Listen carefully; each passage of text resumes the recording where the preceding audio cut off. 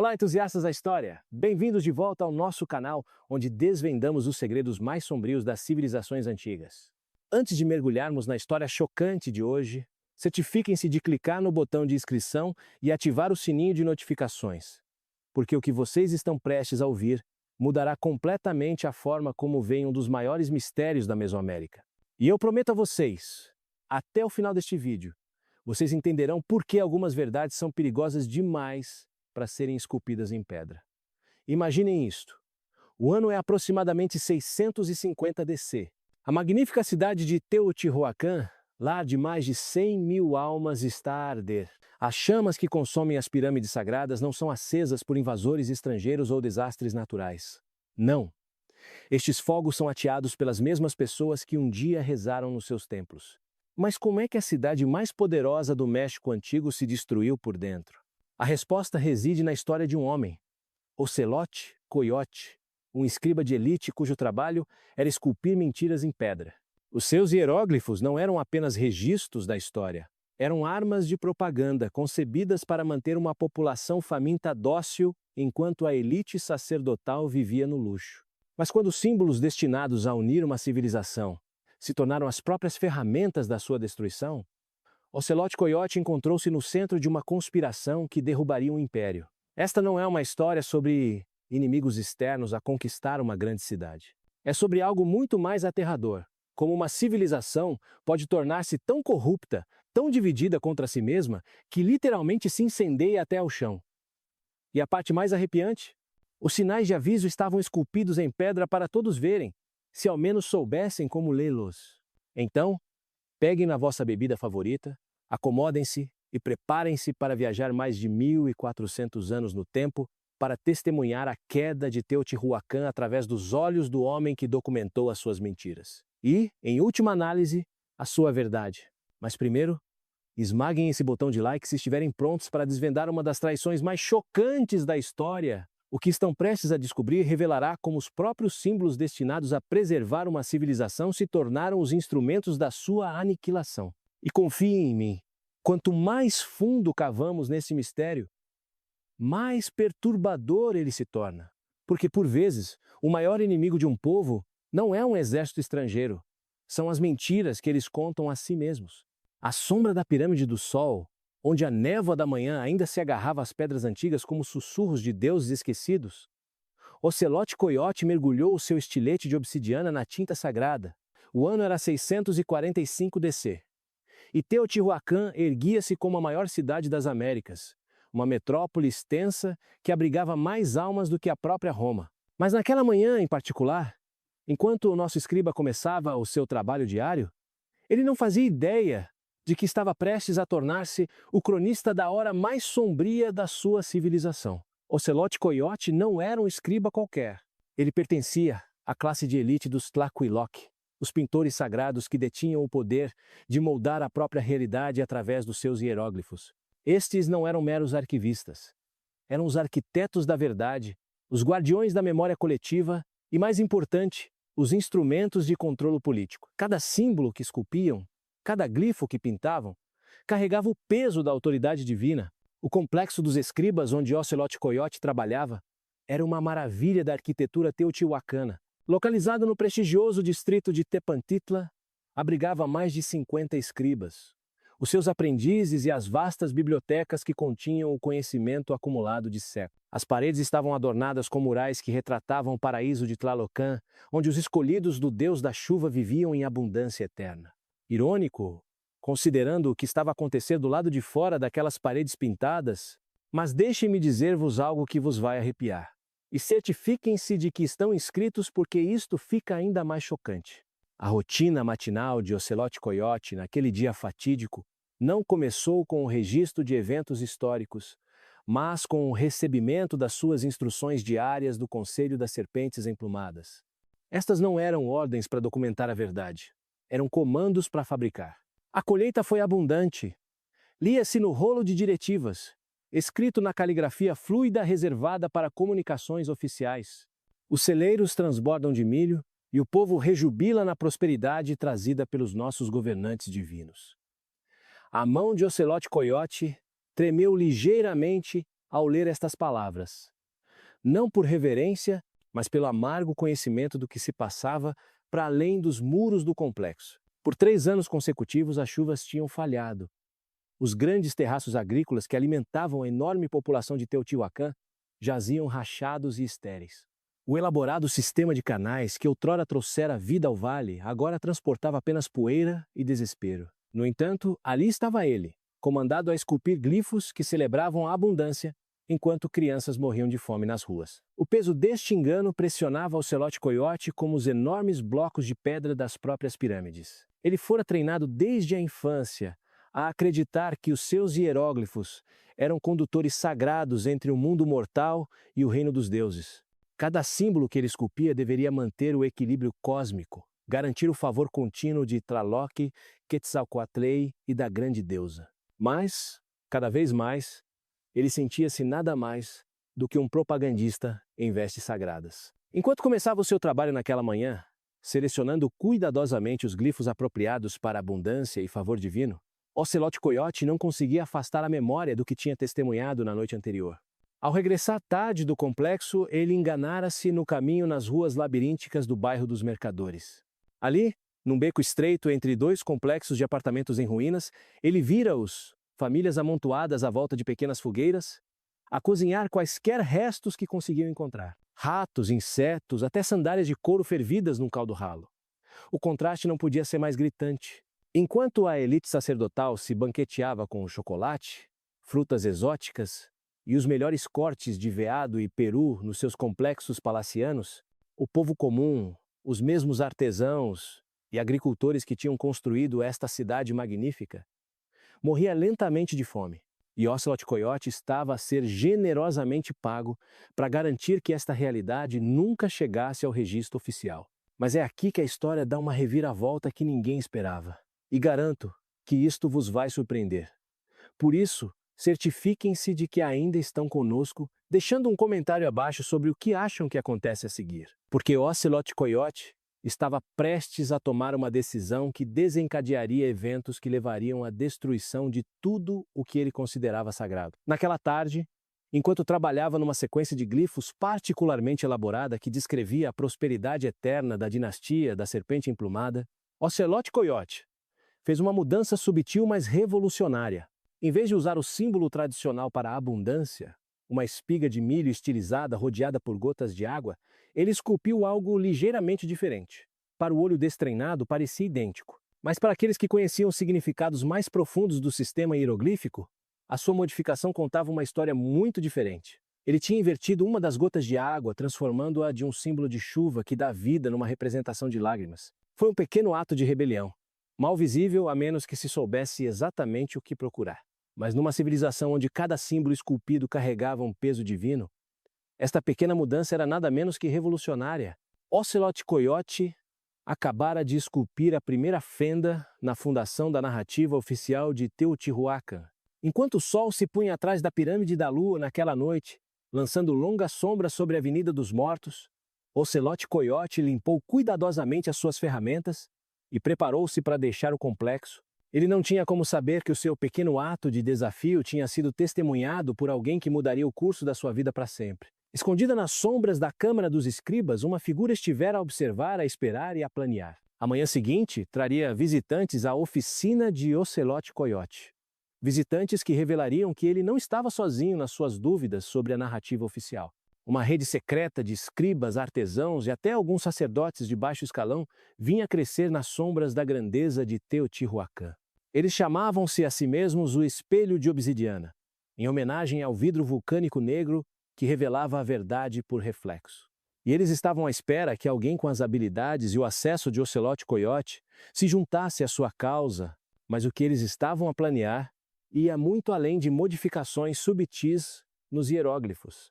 O Espelho de Obsidiana tinha um objetivo muito mais ambicioso. Eles queriam expor as mentiras que mantinham Teotihuacan unida, mesmo que isso significasse derrubar toda a civilização no processo. E Ocelote Coiote, o homem que passara a vida a esculpir mentiras em pedra, estava prestes a tornar-se o instrumento da verdade que incendiaria o seu mundo. Mal sabia ele que a sua decisão de se juntar a esta conspiração secreta levaria, em última análise, ao incêndio das mesmas pirâmides que ele podia ver da janela da sua oficina. Os símbolos que ele estava prestes a criar não iriam apenas desafiar a narrativa oficial. Eles tornar-se-iam o grito de guerra para uma guerra civil que consumiria tudo o que ele alguma vez conhecera e amara.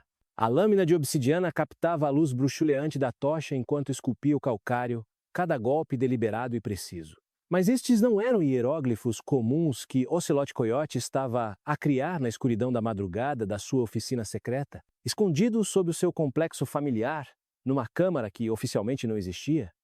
Ele estava a criar símbolos que teriam sido considerados heréticos, se não traiçoeiros, pelo governante Conselho das Serpentes Emplumadas. Tinham passado 3 meses desde o seu recrutamento para o Espelho de Obsidiana, e Ocelote Coyote descobrira que a conspiração era mais profunda do que alguma vez imaginara. A rede incluía mestres artesãos das grandes oficinas, mercadores que controlavam as rotas comerciais de Obsidiana, agricultores dos distritos agrícolas periféricos e, o mais chocante de tudo, vários sacerdotes dos escalões inferiores da hierarquia do templo. Todos partilhavam uma crença comum. As mentiras esculpidas em pedra estavam a matar Teotihuacan por dentro. A líder do Espelho de Obsidiana era uma mulher conhecida apenas como Serpente de Jade, uma antiga alta sacerdotisa que fora expulsa do círculo interno por questionar o mandato divino da elite governante. Ela abordara Ocelote Coyote naquela manhã fatídica depois de testemunhar a sua subtil rebelião com a gota de água invertida. A sua mensagem fora simples, mas aterradora. Os deuses falam através de símbolos, mas o que acontece quando os símbolos mentem? Agora, trabalhando à luz de uma única tocha para evitar ser detetado, Ocelote Coyote estava a criar o que o Espelho de Obsidiana chamava de glifos da verdade, sequências hieroglíficas, que contavam a verdadeira história do declínio de Teotihuacan. Estes não se destinavam aos monumentos de pedra oficiais ou às paredes do palácio. Em vez disso, estavam a ser esculpidos em pequenos espelhos de obsidiana que podiam ser escondidos, passados secretamente de mão em mão e usados para espalhar a verdade entre a população. O primeiro glifo da verdade que ele aperfeiçoara era devastador na sua simplicidade. Onde os hieróglifos oficiais mostravam celeiros a transbordar e colheitas abundantes, a sua versão retratava câmaras de armazenamento vazias e colheitas murchas. Mas a verdadeira genialidade residia na forma como ele modificara os símbolos tradicionais. Usando técnicas conhecidas apenas por mestres escribas, ele incorporara significados ocultos em glifos aparentemente inocentes, mensagens que podiam ser lidas pelos iniciados, parecendo inofensivas para observadores casuais. Mas é aqui que esta história dá uma reviravolta que vos vai chocar completamente. E se estão a achar isto tão fascinante como eu, certifiquem-se de clicar no botão de like e digam-me nos comentários o que pensam sobre estes antigos denunciantes. Porque o que Ocelote Coyote descobriu a seguir revelaria que o engano ia muito além de esconder as más colheitas. Durante uma das suas reuniões clandestinas com Serpente de Jade, realizada nos túneis abandonados sob a pirâmide da Serpente Emplumada, ela mostrou-lhe documentos que fizeram o seu sangue gelar. Eram os verdadeiros registros administrativos, aqueles mantidos escondidos do público. Eles revelavam que a elite sacerdotal vinha a drenar sistematicamente os recursos da cidade há mais de uma década, acumulando riqueza enquanto as infraestruturas se desmoronavam e a população sofria. Os números eram impressionantes. Enquanto os glifos oficiais proclamavam que o tributo dos assentamentos periféricos estava a ser usado para obras públicas e cerimônias religiosas, a verdade era que mais de 70% desses recursos estavam a ser desviados para os complexos privados das famílias governantes. Os grandes projetos de obras públicas que tornaram Teotihuacan famosa, as pirâmides maciças, os elaborados complexos de templos, o sofisticado planeamento urbano, tinham sido concluídos gerações atrás. Agora, o tributo que deveria ter mantido estas maravilhas estava, em vez disso, a financiar estilos de vida luxuosos para uma pequena elite, enquanto a cidade se deteriorava lentamente. Ainda mais condenatória era a revelação sobre o sistema de gestão da água. A sobrevivência de Teotihuacan dependia de uma intrincada rede de canais, reservatórios e canais subterrâneos que traziam água de nascentes distantes. Os registros oficiais afirmavam que a manutenção regular estava a ser realizada e que o sistema funcionava perfeitamente. Mas os documentos ocultos contavam uma história diferente.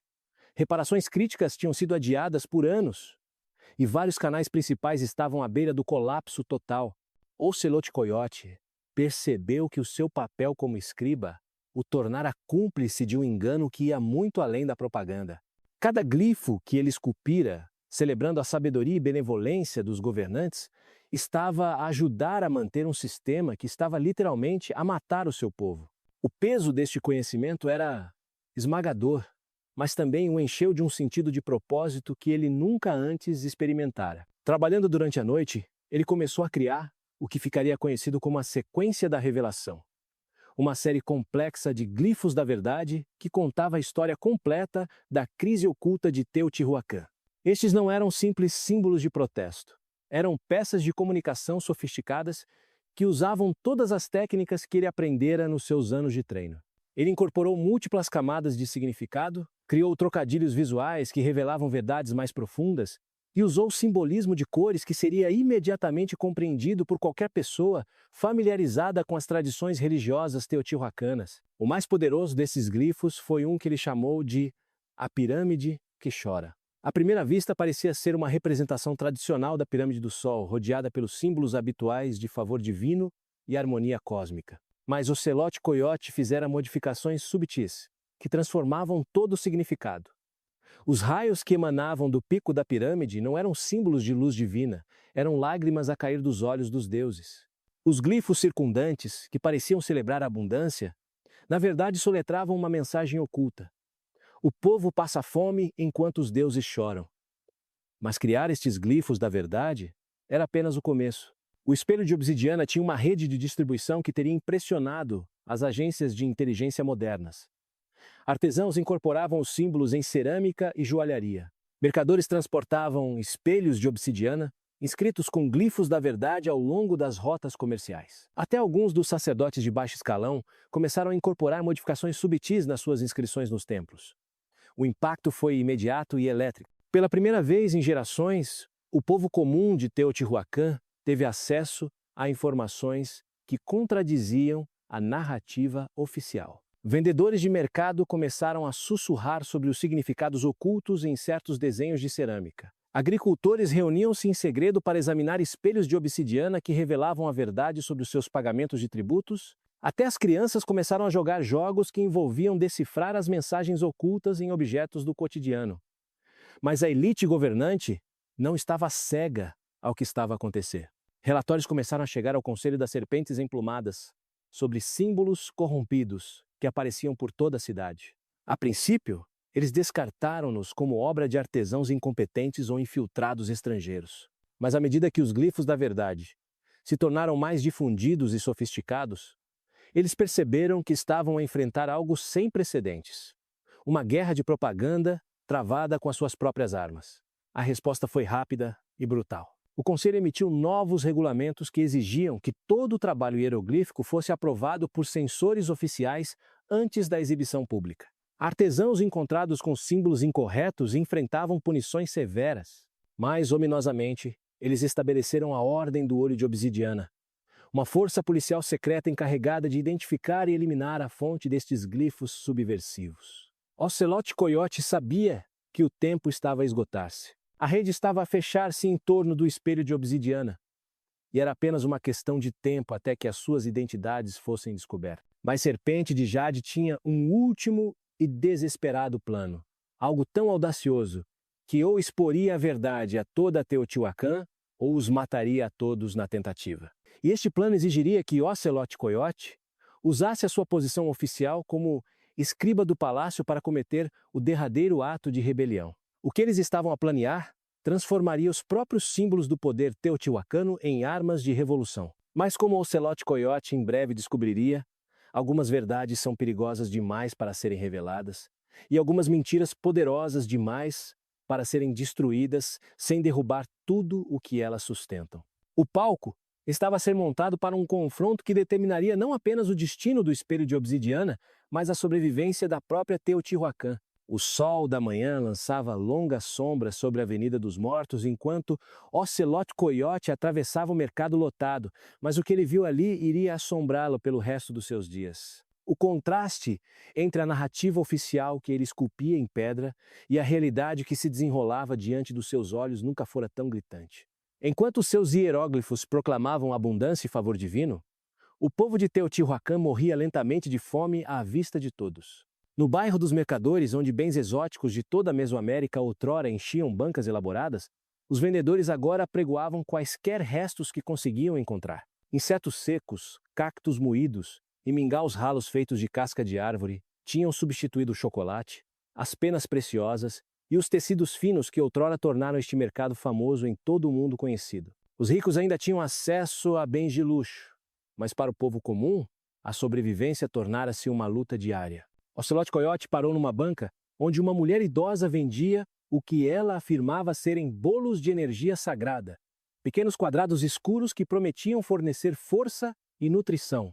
Mas ele podia ver o desespero nos seus olhos e suspeitava que estes bolos eram feitos de qualquer matéria orgânica que ela conseguisse moer até formar uma pasta. O facto de as pessoas os estarem a comprar, pagando preciosas lâminas de obsidiana pelo que era essencialmente lixo comprimido, dizia muito sobre quão desesperada a situação se tornara. Os complexos de apartamentos que abrigavam a enorme população de Teotihuacan contavam uma história ainda mais perturbadora.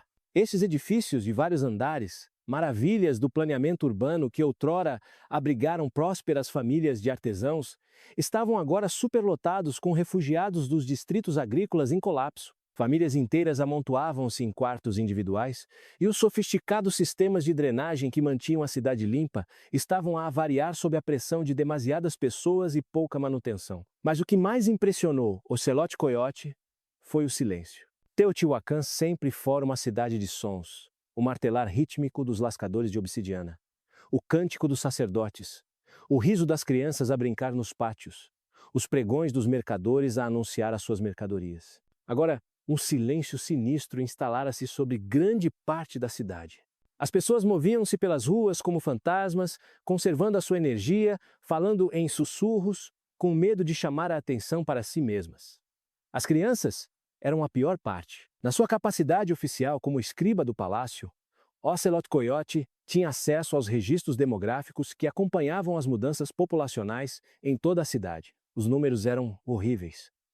A mortalidade infantil aumentara mais de 40% nos últimos 2 anos. Doenças que outrora eram raras eram agora comuns, espalhando-se rapidamente pelos complexos de apartamentos superlotados.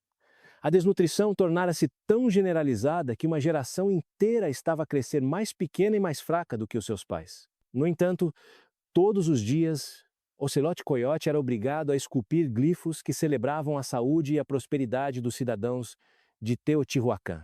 Os monumentos oficiais falavam de crianças abençoadas pelos deuses com força e sabedoria, enquanto a realidade era que muitas dessas crianças estavam demasiado fracas para brincar, com demasiada fome para aprender, demasiado doentes para prosperar. A dissonância cognitiva estava a tornar-se insuportável. E aqui está algo que vos vai surpreender completamente.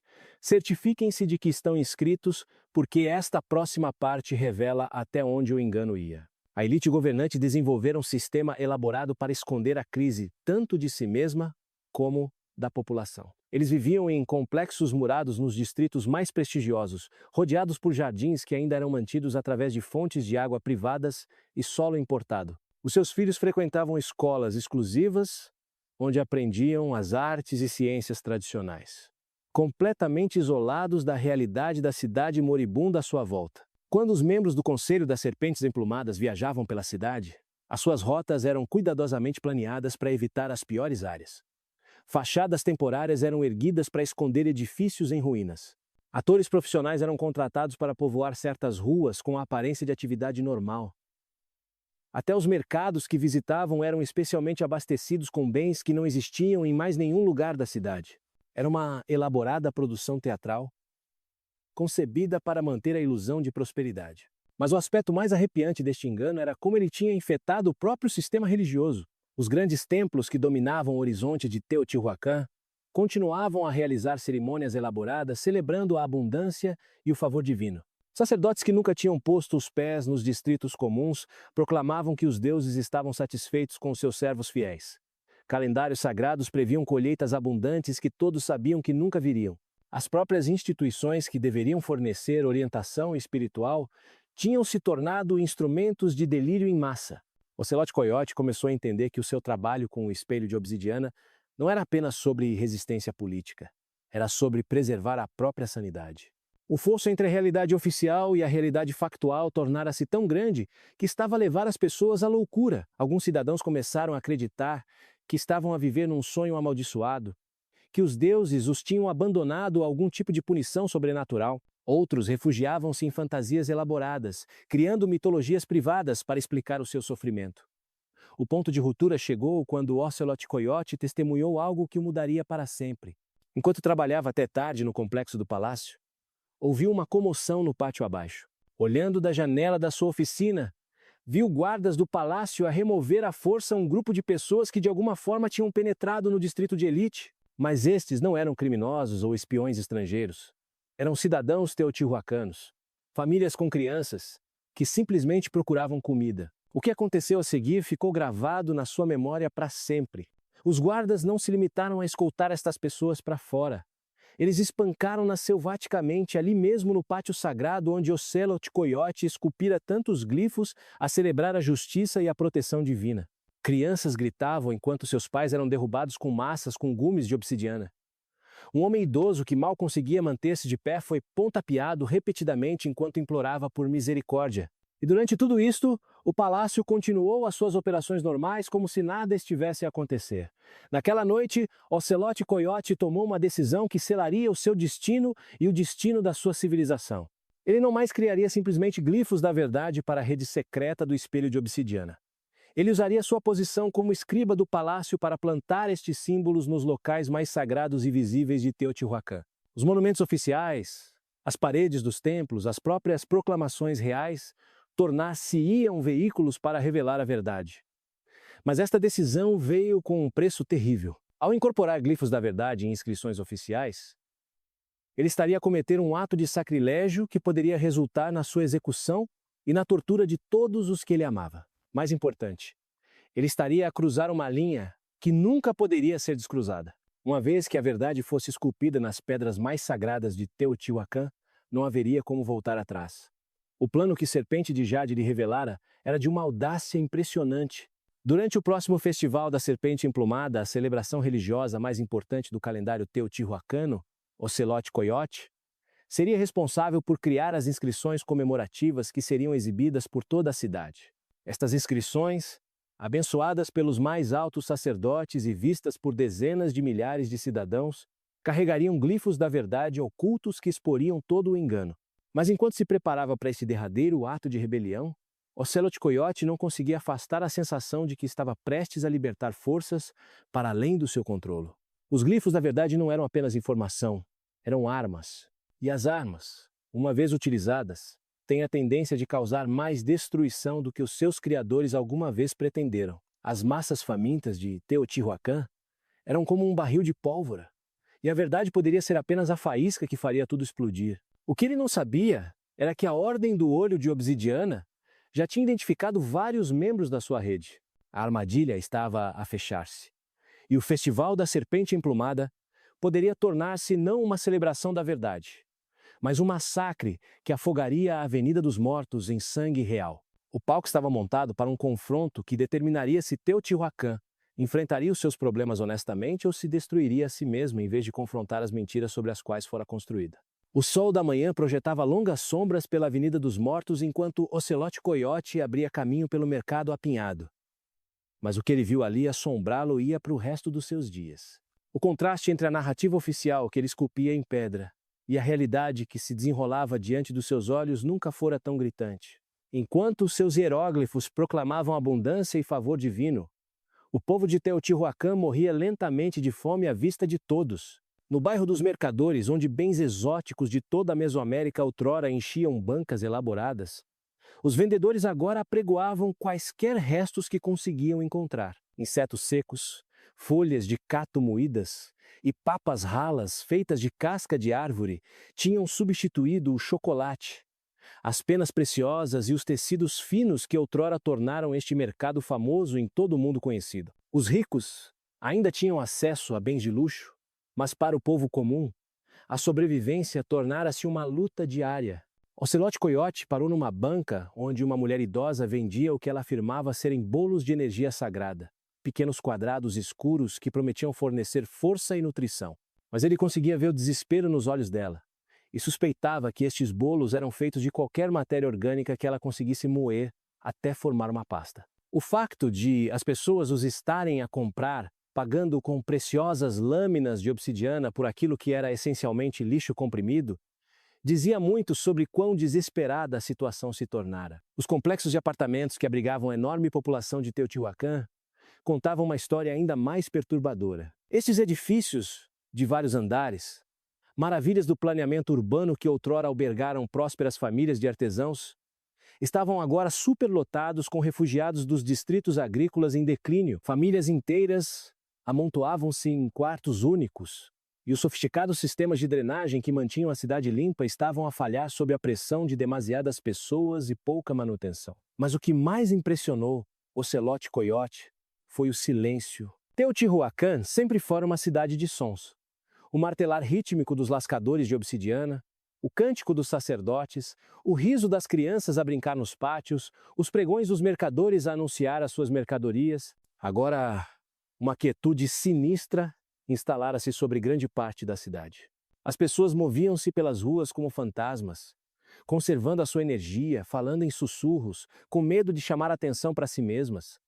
As crianças eram a pior parte. Na sua capacidade oficial como escriba do palácio, Ocelote Coyote tinha acesso aos registros demográficos que acompanhavam as mudanças populacionais em toda a cidade. Os números eram horríveis, a mortalidade infantil aumentara mais de 40% nos últimos 2 anos. Doenças que outrora eram raras eram agora comuns, espalhando-se rapidamente pelos complexos de apartamentos superlotados. A desnutrição tornara-se tão generalizada que uma geração inteira estava a crescer mais pequena e mais fraca do que os seus pais. No entanto, todos os dias, Ocelote Coyote era obrigado a esculpir glifos que celebravam a saúde e a prosperidade dos cidadãos de Teotihuacan. Os monumentos oficiais falavam de crianças abençoadas pelos deuses com força e sabedoria, enquanto a realidade era que muitas dessas crianças estavam demasiado fracas para brincar, demasiado famintas para aprender, demasiado doentes para prosperar. A dissonância cognitiva estava a tornar-se insuportável. E eis algo que vos vai deixar absolutamente espantados. Certifiquem-se de que estão subscritos, porque esta próxima parte revela até onde a farsa chegou.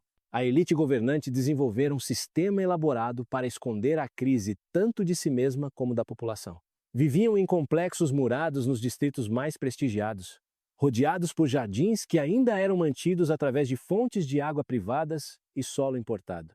Os seus filhos frequentavam escolas exclusivas onde aprendiam as artes e ciências tradicionais, completamente isolados da realidade da cidade moribunda à sua volta. Quando membros do Conselho das Serpentes Emplumadas viajavam pela cidade, as suas rotas eram cuidadosamente planeadas para evitar as piores áreas.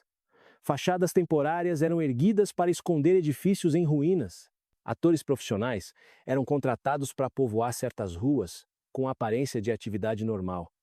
Até os mercados que visitavam eram especialmente abastecidos com bens que não existiam em mais nenhum lugar da cidade. Era uma produção teatral elaborada, concebida para manter a ilusão de prosperidade.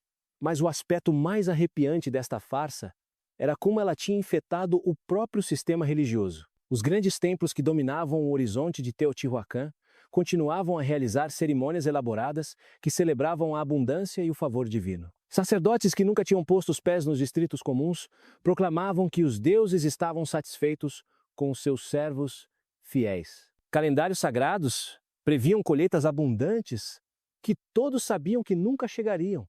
As próprias instituições que deveriam fornecer orientação espiritual tinham se tornado instrumentos de ilusão em massa. Ocelote Coyote começou a compreender que o seu trabalho com o espelho de obsidiana não era apenas sobre resistência política. Era sobre preservar a própria sanidade. O fosso entre a realidade oficial e a realidade factual tornara-se tão grande que estava a levar as pessoas à loucura. Alguns cidadãos começaram a acreditar que estavam a viver num sonho amaldiçoado, que os deuses os tinham abandonado a algum tipo de punição sobrenatural. Outros refugiavam-se em fantasias elaboradas, criando mitologias privadas para explicar o seu sofrimento. O ponto de ruptura chegou quando o Ocelote Coyote testemunhou algo que o mudaria para sempre. Enquanto trabalhava até tarde no complexo do palácio, ouviu uma comoção vinda do pátio abaixo. Olhando da janela da sua oficina, viu guardas do palácio a remover à força um grupo de pessoas que de alguma forma tinham penetrado no distrito da elite. Mas não eram criminosos ou espiões estrangeiros. Eram cidadãos de Teotihuacan, famílias com crianças, que simplesmente procuravam comida. O que aconteceu a seguir ficou gravado na sua memória para sempre. Os guardas não se limitaram a escoltar estas pessoas para fora.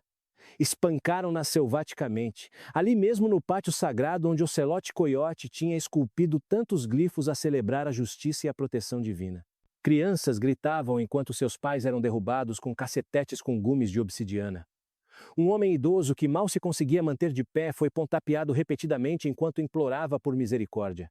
E durante tudo isto, o palácio continuou as suas operações normais como se nada estivesse a acontecer. Naquela noite, Ocelote Coiote tomou uma decisão que selaria o seu destino e o destino da sua civilização. Ele não mais criaria simplesmente glifos da verdade para a rede secreta do espelho de obsidiana. Usaria sua posição como escriba do palácio para plantar esses símbolos nos locais mais sagrados e visíveis de Teotihuacan. Os monumentos oficiais, as paredes dos templos, as próprias proclamações reais tornar-se-iam veículos para revelar a verdade? Mas esta decisão veio com um preço terrível. Ao incorporar glifos da verdade em inscrições oficiais, estaria a cometer um ato de sacrilégio que poderia resultar na sua execução e na tortura de todos os que amava. Mais importante, estaria a cruzar uma linha que nunca poderia ser descruzada. Uma vez que a verdade fosse esculpida nas pedras mais sagradas de Teotihuacan, não haveria como voltar atrás. O plano que Serpente de Jade lhe revelara era de uma audácia impressionante. Durante o próximo Festival da Serpente Emplumada, a celebração religiosa mais importante do calendário de Teotihuacan, Ocelote Coiote seria responsável por criar as inscrições comemorativas que seriam exibidas por toda a cidade. Estas inscrições, abençoadas pelos mais altos sacerdotes e vistas por dezenas de milhares de cidadãos, carregariam glifos da verdade ocultos que exporiam toda a farsa. Mas enquanto se preparava para este ato supremo de rebelião, Ocelote Coiote não conseguia afastar a sensação de que estava prestes a libertar forças para além do seu controle. Os glifos da verdade não eram apenas informação, eram armas. E as armas, uma vez utilizadas, têm a tendência de causar mais destruição do que os seus criadores alguma vez pretenderam. As massas famintas de Teotihuacan eram como um barril de pólvora, e a verdade poderia ser a faísca que faria tudo explodir. O que ele não sabia era que a Ordem do Olho de Obsidiana já tinha identificado vários membros da sua rede. A armadilha estava a fechar-se. E o Festival da Serpente Emplumada poderia tornar-se não uma celebração da verdade, mas um massacre que afogaria a Avenida dos Mortos em sangue real. O palco estava montado para um confronto que determinaria se Teotihuacan enfrentaria os seus problemas honestamente ou se destruiria em vez de confrontar as mentiras sobre as quais fora construída. A primeira fenda não apareceu na pedra, mas na mente do sumo sacerdote Coruja Turquesa, o líder religioso mais poderoso de Teotihuacan, a seguir a própria serpente emplumada suprema. Era uma fissura capilar na sua certeza, mal visível para o mundo exterior, mas que se alargava a cada dia à medida que lhe chegavam relatórios sobre os estranhos símbolos que apareciam por todo o seu domínio. Durante 40 anos, ele mantivera uma fé absoluta na ordem divina que o colocava no ápice da sociedade de Teotihuacan.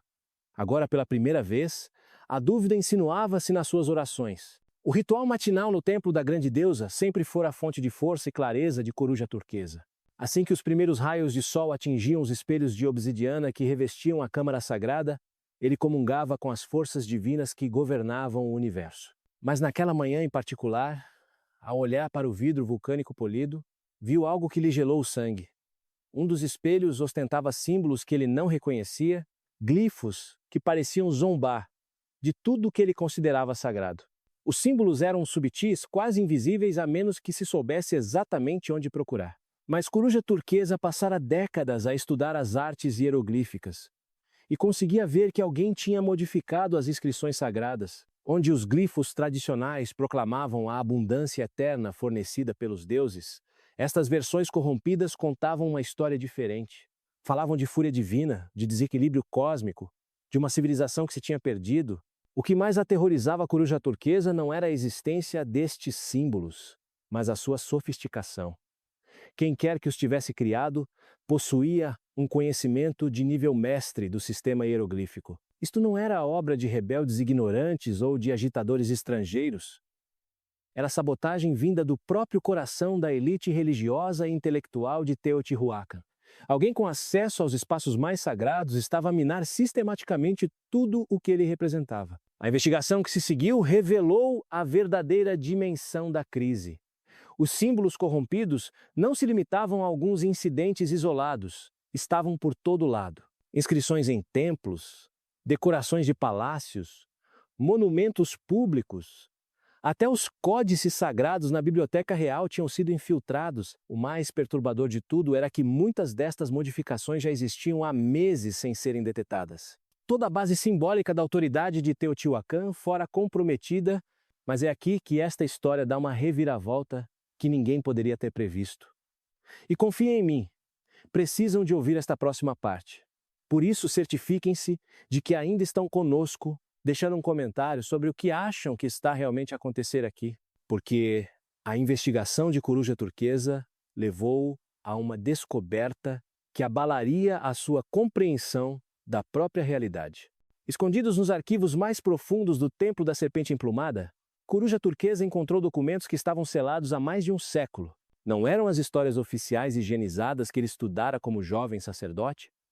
Eram os registros brutos e não filtrados do passado de Teotihuacan.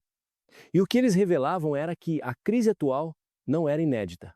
Fazia parte de um ciclo que se repetira várias vezes ao longo da história da cidade. Os documentos descreviam pelo menos 3 períodos anteriores em que rebeliões simbólicas semelhantes tinham surgido durante tempos de tensão social. De cada vez, a elite governante respondera com medidas cada vez mais duras para reprimir os portadores da verdade. De cada vez, a repressão apenas agravara os problemas subjacentes. E de cada vez, a crise só fora resolvida através de uma convulsão social massiva que mudara fundamentalmente a sociedade de Teotihuacan. O mais chocante de tudo foi a revelação de que o sistema atual de autoridade sacerdotal absoluta nem sempre existira. Os registros mais antigos descreviam uma sociedade muito mais igualitária, onde escribas, artesãos e até agricultores tinham uma contribuição significativa nas decisões religiosas e políticas. A concentração de poder nas mãos de uma pequena elite era um desenvolvimento relativamente recente, implementado durante a última grande crise como uma medida temporária para restaurar a ordem. Essa medida temporária durara mais de 2 séculos. Coruja Turquesa percebeu que não estava apenas a lidar com uma rebelião contra o sistema atual. Estava a testemunhar o surgimento de forças que queriam regressar a uma forma mais antiga e democrática da civilização de Teotihuacan. Os glifos da verdade não eram apenas críticas às políticas atuais, era um apelo a uma mudança revolucionária que o despojaria a ele e aos seus colegas sacerdotes do seu poder e privilégio. O peso deste conhecimento era esmagador. Tudo o que Coruja Turquesa acreditara sobre o seu papel como intermediário divino, sobre a ordem natural da sociedade de Teotihuacan, sobre a retidão da sua autoridade, estava construído sobre alicerces muito mais frágeis do que alguma vez imaginara. Ele começou a compreender que os símbolos que apareciam por toda a cidade não eram apenas propaganda. Eram argumentos históricos, apoiados por evidências que os seus próprios arquivos confirmavam. Mas o golpe mais devastador veio quando Coruja Turquesa descobriu que alguns dos seus próprios sacerdotes subordinados estavam envolvidos na conspiração. Uma análise cuidadosa das inscrições recentes do templo revelou que glifos da verdade tinham sido incorporados em textos sagrados que ele próprio abençoara e proclamara. Ele estivera, sem saber, a endossar as mesmas mensagens que minavam a sua autoridade. A corrupção penetrara tão profundamente na hierarquia religiosa que ele já não podia confiar em ninguém.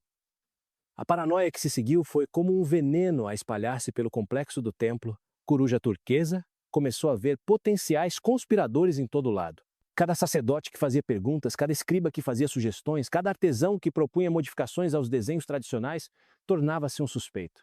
Ele estabeleceu uma rede de informadores dentro da sua própria comunidade religiosa, transformando o templo num estado de vigilância onde a confiança se tornou impossível. Mas esta guerra interna estava a despedaçar a própria instituição que ele tentava proteger. As cerimônias elaboradas que outrora uniam a sociedade de Teotihuacan tornaram-se eventos tensos e suspeitos, onde os participantes se vigiavam uns aos outros em busca de sinais de deslealdade. O processo colaborativo de criação de arte e literatura religiosa desmoronou-se à medida que os artistas passaram a ter medo de expressar qualquer criatividade que pudesse ser mal interpretada como subversão.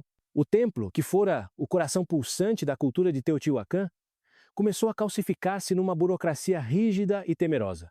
Entretanto, os problemas sociais que tinham desencadeado a rebelião em primeiro lugar continuavam a agravar-se.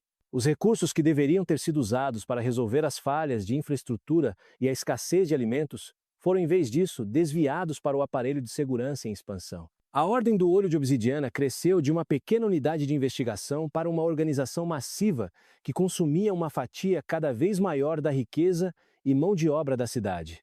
Coruja Turquesa viu-se preso num ciclo vicioso.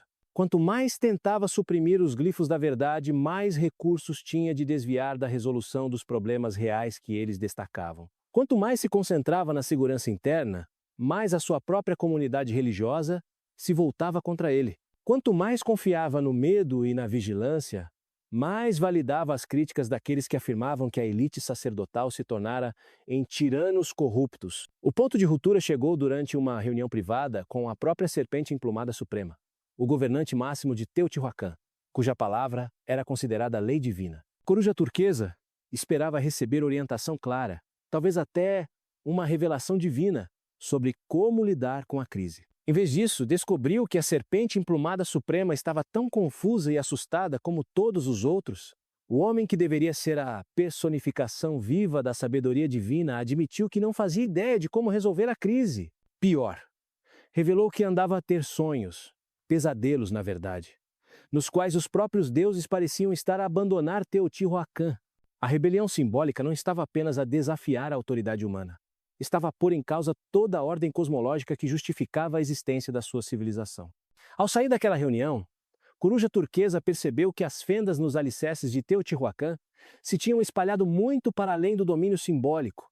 A crise de autoridade que começara com hieróglifos modificados ameaçava agora os fundamentos psicológicos e espirituais de toda a sua sociedade. A questão já não era se conseguiriam suprimir os glifos da verdade, mas se a sua civilização conseguiria sobreviver à verdade que esses glifos revelavam. E na sua oficina secreta sob a cidade, Ocelote Coyote dava os retoques finais na sequência de glifos da verdade mais ambiciosa alguma vez criada, uma que seria exibida durante o Festival da Serpente Emplumada para todo mundo ver. Os alicerces estavam a rachar, e ele estava prestes a desferir o golpe que faria toda a estrutura desmoronar. O som que mudaria tudo começou como um sussurro nas oficinas do bairro dos Artesãos, mas cresceu até se tornar um rugido que abalou os próprios alicerces de Teotihuacan. Não era o som de armas a chocar ou de edifícios a cair, era algo muito mais perigoso. O som de pessoas que não tinham mais nada a perder, a encontrar finalmente a sua voz. A rebelião dos artesãos que eclodiu na primavera de 648 12C não foi planeada pelo espelho de obsidiana, mas foi desencadeada pelos glifos da verdade, que Ocelote Coyote e os seus companheiros conspiradores tinham espalhado pela cidade. O catalisador foi um incidente aparentemente menor na oficina de Pena de Jade, um dos mais habilidosos lascadores de obsidiana de Teotihuacan.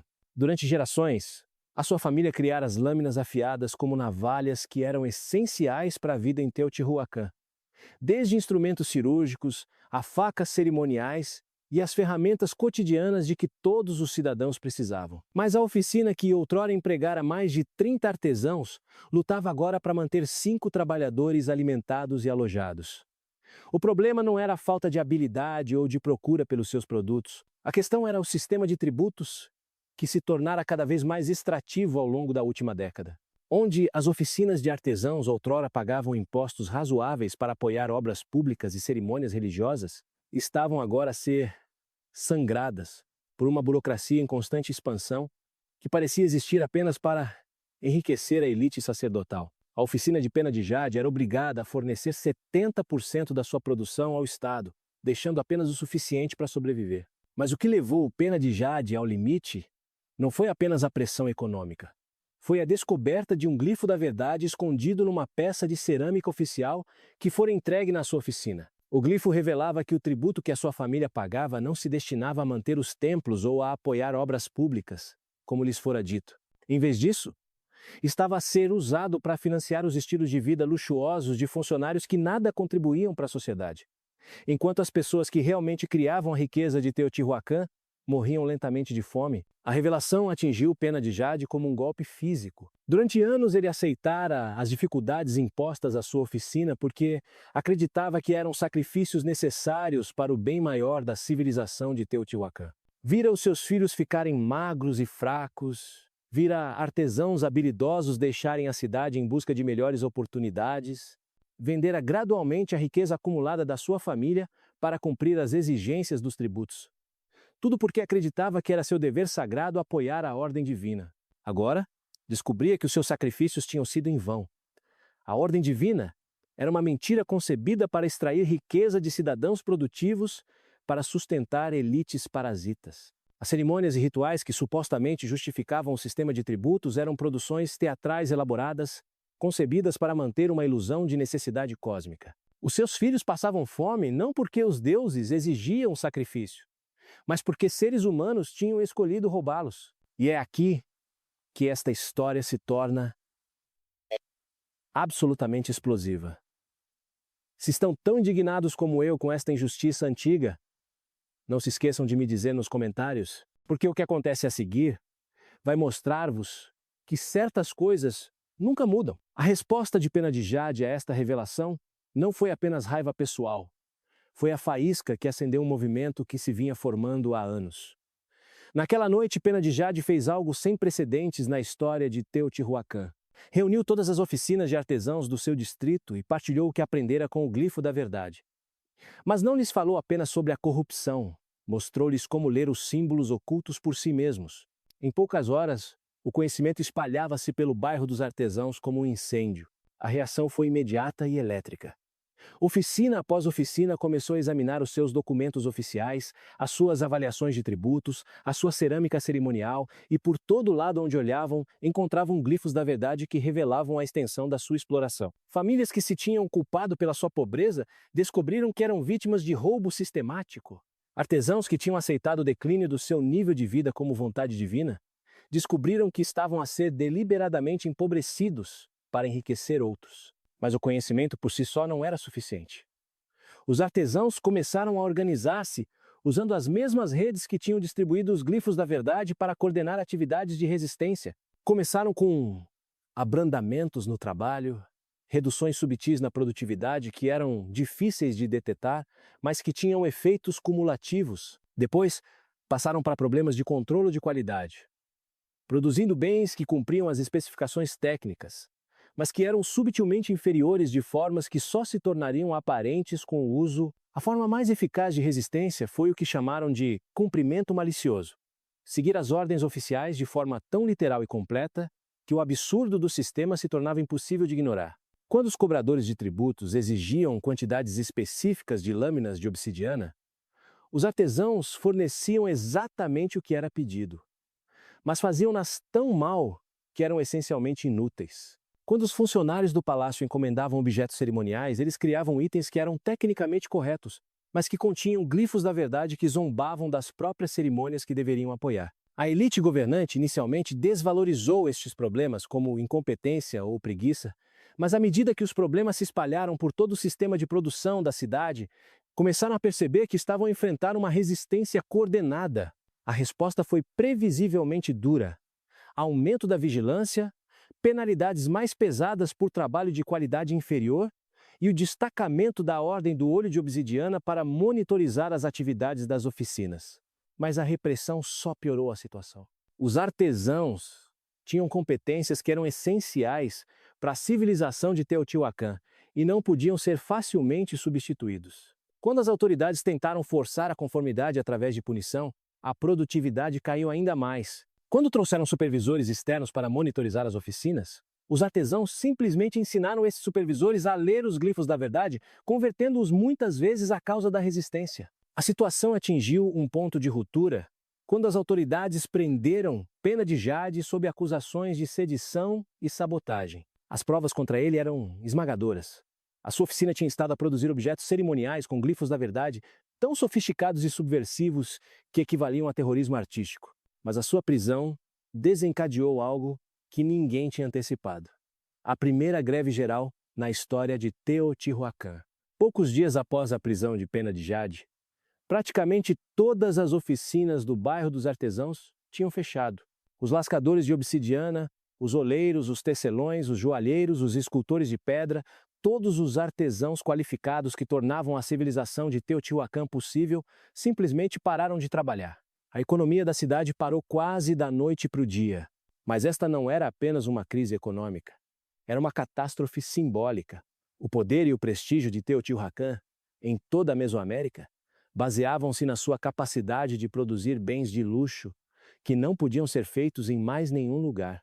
A influência política da cidade, as suas relações comerciais, a sua autoridade religiosa, tudo isto dependia da produção contínua dos artesãos que estavam agora em greve. A elite governante encontrou-se numa posição impossível. Não podiam simplesmente ignorar a greve porque esta estava a paralisar a sua capacidade de funcionar como civilização. Mas também não podiam ceder às exigências dos artesãos sem admitir que todo o seu sistema de autoridade se baseava em mentiras e exploração. Qualquer compromisso validaria os glifos da verdade e encorajaria mais resistência. Entretanto, a greve estava a ter efeitos que iam muito para além da economia. A súbita ausência de atividade produtiva criou uma atmosfera estranha e sinistra na cidade. Os sons constantes de martelar, moer e criar que tinham sido a banda sonora da vida em Teotihuacan durante séculos simplesmente pararam. No silêncio que se seguiu, as pessoas começaram a ouvir coisas que nunca tinham notado antes. Os sons da sua própria fome, do seu próprio medo, da sua própria raiva. A rebelião dos artesãos revelara algo que a elite governante tentara desesperadamente esconder. O seu poder dependia inteiramente da cooperação das pessoas que afirmavam governar. Sem a participação voluntária dos trabalhadores qualificados que criavam a riqueza de Teotihuacan, a elaborada hierarquia de sacerdotes e nobres revelou-se nada mais do que uma classe parasitária e dispendiosa. Mas as revoluções, uma vez iniciadas, têm a tendência de escapar ao controle de qualquer um. A greve dos artesãos estava a inspirar outros grupos em Teotihuacan a questionar as suas próprias posições na hierarquia social. Os agricultores que alimentavam a cidade, os mercadores que comercializavam os seus bens, até mesmo alguns dos sacerdotes de baixo escalão que mantinham os seus templos, todos começavam a perguntar por que deveriam continuar a apoiar um sistema que lhes dava tão pouco em troca. E na sua oficina escondida, Ocelote Coiote preparava-se para o Festival da Serpente Emplumada, onde revelaria a sequência de glifos da verdade mais ambiciosa alguma vez criada. Mas agora, em vez de ser uma mensagem secreta para uma pequena rede de conspiradores, o seu trabalho seria revelado a uma cidade que já estava em rebelião aberta. Os símbolos que ele criara para expor mentiras estavam prestes a tornar-se o grito de guerra para uma revolução que ou transformaria Teotihuacan ou a destruiria completamente. O Festival da Serpente Emplumada sempre fora a celebração mais sagrada de Teotihuacan, uma altura em que toda a cidade se reunia para honrar as forças divinas que governavam o seu universo. Mas na primavera de 648 do C, enquanto dezenas de milhares de cidadãos se juntavam ao longo da Avenida dos Mortos, a atmosfera estava elétrica de tensão em vez de reverência. Desconhecido para a maioria dos participantes, eles estavam prestes a testemunhar o momento em que símbolos de unidade se tornariam armas de guerra. Ocelote Coiote estava na sua posição designada perto da pirâmide da Serpente Emplumada, rodeado pelos outros escribas do palácio que seriam responsáveis por exibir as inscrições comemorativas ao longo da cerimônia. As suas mãos estavam firmes enquanto preparava os espelhos de obsidiana e os painéis de calcário que ostentavam a sua criação mais ambiciosa até então. Glifos da verdade, tão sofisticados e devastadores que transformariam o próprio significado do festival. O plano era espantosamente audacioso. Enquanto os sumos sacerdotes realizavam os rituais tradicionais, Ocelote Coiote e os seus companheiros conspiradores substituiriam gradualmente as inscrições cerimoniais padrão pelas suas versões modificadas. Para observadores casuais, os símbolos pareceriam idênticos aos glifos tradicionais. Mas para qualquer pessoa que tivesse aprendido a ler os glifos da verdade, e a esta altura, isso incluía milhares de artesãos, mercadores e agricultores por toda a cidade, as mensagens ocultas seriam impossíveis de ignorar. A primeira fase da cerimônia decorreu normalmente. A serpente emplumada suprema, resplandecente no seu elaborado traje de jade e penas de quetzal, realizou a purificação ritual que deveria limpar a cidade de influências negativas e renovar a sua harmonia cósmica. A multidão respondeu com os cânticos e oferendas tradicionais. Mas Ocelote Coyote conseguia sentir uma corrente subjacente de ceticismo que nunca estivera presente nos anos anteriores. À medida que a cerimônia avançava para a leitura das crônicas sagradas, a história oficial de Teotihuacan, que justificava a ordem social vigente, Ocelote Coyote começou seu trabalho. Uma por uma, ele substituiu as inscrições padrão pelas suas versões modificadas. Cada substituição era uma obra-prima de arte subversiva, mantendo a aparência superficial do simbolismo religioso ortodoxo, enquanto embutia mensagens que invertiam completamente o seu significado. A reação começou lentamente. À medida que indivíduos na multidão que conseguiam ler os glifos da verdade começaram a perceber o que estavam a ver, sussurros espalharam-se pelas massas reunidas enquanto as pessoas apontavam as mensagens ocultas aos seus vizinhos. A crônica tradicional, que proclamava o mandato divino da elite governante, estava a ser sistematicamente transformada numa acusação da sua corrupção e incompetência. Mas é aqui que esta história dá uma reviravolta que vos vai deixar completamente boquiabertos. E se estão a achar isto tão incrível como eu, não se esqueçam de clicar no botão de subscrever, porque o que acontece a seguir mudou o curso da história para sempre. Os glifos da verdade não estavam apenas a revelar mentiras passadas. Estavam a prever catástrofes futuras com uma precisão que parecia quase sobrenatural. Uma das criações mais poderosas de Ocelote Coyote era uma sequência de glifos que parecia celebrar a estabilidade eterna do abastecimento de água de Teotihuacan. Mas a mensagem oculta alertava para um colapso iminente do sistema de canais que deixaria a cidade sem água adequada em poucos meses. Outra inscrição aparentemente ortodoxa sobre colheitas abundantes continha, na verdade, informações detalhadas sobre o esgotamento do solo e as alterações climáticas que tornariam a agricultura futura impossível sem grandes reformas. Estas não eram apenas críticas políticas, eram avisos técnicos baseados em informações que Ocelote Coyote tinha recolhido através do seu acesso a registros oficiais. Os glifos da verdade revelavam que a infraestrutura da cidade estava à beira do colapso total, que o sistema agrícola era insustentável e que a população tinha crescido para além da capacidade de carga do ambiente local. A elite governante sabia desses problemas, mas tinha escolhido escondê-los em vez de os resolver. À medida que mais e mais pessoas na multidão começavam a entender o que estavam a ver, a atmosfera do festival mudou drasticamente. O silêncio respeitoso que tradicionalmente acompanhava a leitura das crônicas sagradas foi substituído por murmúrios de raiva e exclamações de choque. As pessoas começaram a apontar para as inscrições, a discutir os seus significados e a exigir explicações dos sacerdotes. Os sumos sacerdotes tentaram inicialmente continuar a cerimônia como se nada de invulgar estivesse a acontecer, mas tornou-se cada vez mais difícil manter a ilusão de normalidade. A atenção da multidão tinha se desviado das performances rituais para as inscrições subversivas, e as respostas tradicionais aos cânticos cerimoniais estavam a ser substituídas por discussões acaloradas sobre as mensagens ocultas. O ponto de ruptura chegou quando Coruja Turquesa, que observava os procedimentos com crescente alarme, finalmente percebeu o que estava a acontecer. Os seus anos a estudar as artes hieroglíficas permitiram-lhe descodificar os glifos da verdade mais rapidamente do que a maioria da multidão. E o que ele viu encheu-o de raiva e terror. A cerimônia mais sagrada da religião teotihuacana estava a ser transformada numa gigantesca operação de propaganda destinada a minar tudo o que ele representava. A resposta de Coruja Turquesa foi rápida e brutal. Ele ordenou a prisão imediata de todos os escribas envolvidos na criação das inscrições cerimoniais, incluindo o Ocelote Coyote. Mas esta ação apenas piorou a situação. A multidão, já agitada pelas revelações nos glifos da verdade, viu as prisões como a confirmação de que os sacerdotes estavam a tentar suprimir a verdade. O que tinha sido uma cerimônia religiosa estava a transformar-se rapidamente num confronto político. Os símbolos que deveriam unir a sociedade teotihuacana em reverência partilhada tinham se tornado o ponto focal das suas divisões mais profundas. Aqueles que apoiavam a ordem tradicional viam os glifos da verdade como ataques blasfemos a tradições sagradas. Aqueles que tinham sido despertados para a realidade da sua exploração viam-nos como revelações da verdade divina que expunham a corrupção dos seus supostos líderes espirituais. Mas o aspecto mais devastador do confronto foi como ele revelou o colapso total do significado partilhado na sociedade teotihuacana. Os mesmos símbolos significavam coisas completamente diferentes para diferentes grupos de pessoas. O que os sacerdotes viam como tradições sagradas, os artesãos viam como instrumentos de opressão, O que a elite via como hierarquia necessária, o povo comum experienciava como roubo sistemático. A própria linguagem que deveria manter a sua civilização unida tinha se tornado um campo de batalha. À medida que as notícias do confronto no festival se espalhavam pela cidade, diferentes distritos começaram a tomar partido. O bairro dos artesãos, já em rebelião, declarou seu apoio total aos glifos da verdade e exigiu a libertação de Ocelote Coiote e dos seus colegas escribas.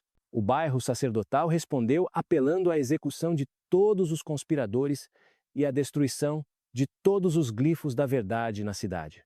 O bairro dos mercadores, apanhado entre os seus interesses econômicos e a sua crescente consciência da corrupção, permaneceu perigosamente neutro. Os distritos agrícolas que rodeavam Teotihuacan enfrentaram a escolha mais difícil de todas. Os glifos da verdade tinham revelado que os seus pagamentos de tributo estavam a ser roubados em vez de serem usados para o bem público, mas eles também dependiam da proteção e das redes comerciais da cidade para sua sobrevivência. Uma ruptura completa com a elite governante poderia deixá-los vulneráveis a ataques de cidades rivais, mas a cooperação contínua significava aceitar a sua exploração indefinidamente. Poucos dias após o festival, Teotihuacan tinha se efetivamente dividido em campos armados. Os símbolos que outrora foram ferramentas de comunicação e unidade tinham se tornado pontos de união para a guerra civil. Os glifos da verdade já não estavam apenas a revelar mentiras, estavam a criar novas realidades, novas lealdades, novas razões para as pessoas lutarem e morrerem. E na sua cela de prisão sob o templo da serpente emplumada, Ocelote Coiote percebeu que a sua tentativa de expor a verdade tinha libertado forças que ninguém conseguia controlar. Os símbolos que ele criara para curar a sua civilização, revelando as suas mentiras, tinham se tornado, em vez disso, os instrumentos da sua destruição. A guerra que estava prestes a consumir Teotihuacan não seria travada com lâminas de obsidiana e dardos de Atlatli. Seria travada com versões concorrentes da realidade, cada lado convencido de que a sua interpretação dos símbolos sagrados representava o único caminho para a salvação. O palco estava montado para um conflito que determinaria não apenas quem governaria Teotihuacan, mas o que Teotihuacan se tornaria, se é que sobreviveria. Os símbolos de guerra tinham sido implantados, e não haveria como voltar às mentiras confortáveis que outrora mantiveram o seu mundo unido. Nas profundezas do templo da grande deusa, onde as chamas sagradas ardiam continuamente há mais de 3 séculos, o sumo sacerdote coruja turquesa enfrentava a decisão mais agonizante da sua vida. O prisioneiro acorrentado diante dele não era um rebelde qualquer, era Ocelote Coiote, o mestre escriba cujos glifos da verdade tinham despedaçado a própria estrutura da sociedade teotihuacana. Mas o que atormentava a coruja turquesa não era a questão do castigo, era a certeza crescente de que tudo o que o prisioneiro revelara poderia, de facto, ser verdade. O interrogatório já durava 3 dias e a cada hora a visão do mundo de coruja turquesa desmoronava-se um pouco mais. Ocelote Coiote não se limitara a confessar a criação dos glifos da verdade, ele fornecera a documentação detalhada de cada alegação que eles faziam. As provas eram esmagadoras, inegáveis e completamente devastadoras para tudo o que coruja turquesa acreditava sobre o seu papel como servo dos deuses. Os registros a que Ocelote Coiote tivera acesso através da sua posição como escriba do palácio pintavam um quadro de corrupção sistemática que remontava a décadas. O tributo que deveria manter os templos estava a ser desviado para contas privadas. Os projetos de obras públicas que justificavam a pesada tributação tinham sido abandonados ou deliberadamente sabotados. O mais chocante de tudo era que as cerimônias religiosas, a que coruja turquesa dedicara sua vida, estavam a ser usadas como cobertura para atividades que violavam todos os princípios que ele considerava sagrados. Mas a revelação que abalou completamente a fé de coruja turquesa foi a descoberta do que o Conselho das Serpentes Emplumadas andava a fazer com os recursos que alegavam ser necessários para fins religiosos. Em vez de manterem um elaborado calendário ritual, que mantinha Teotihuacan em harmonia com as forças cósmicas, eles tinham estado a usar os fundos do templo para financiar expedições comerciais privadas, projetos de construção de luxo e até campanhas militares destinadas a capturar escravos para seu uso pessoal. O chocolate sagrado que deveria ser oferecido aos deuses estava a ser vendido em mercados distantes para lucro pessoal. O precioso jade e obsidiana que deveriam adornar os altares dos templos estavam a ser acumulados em coleções privadas.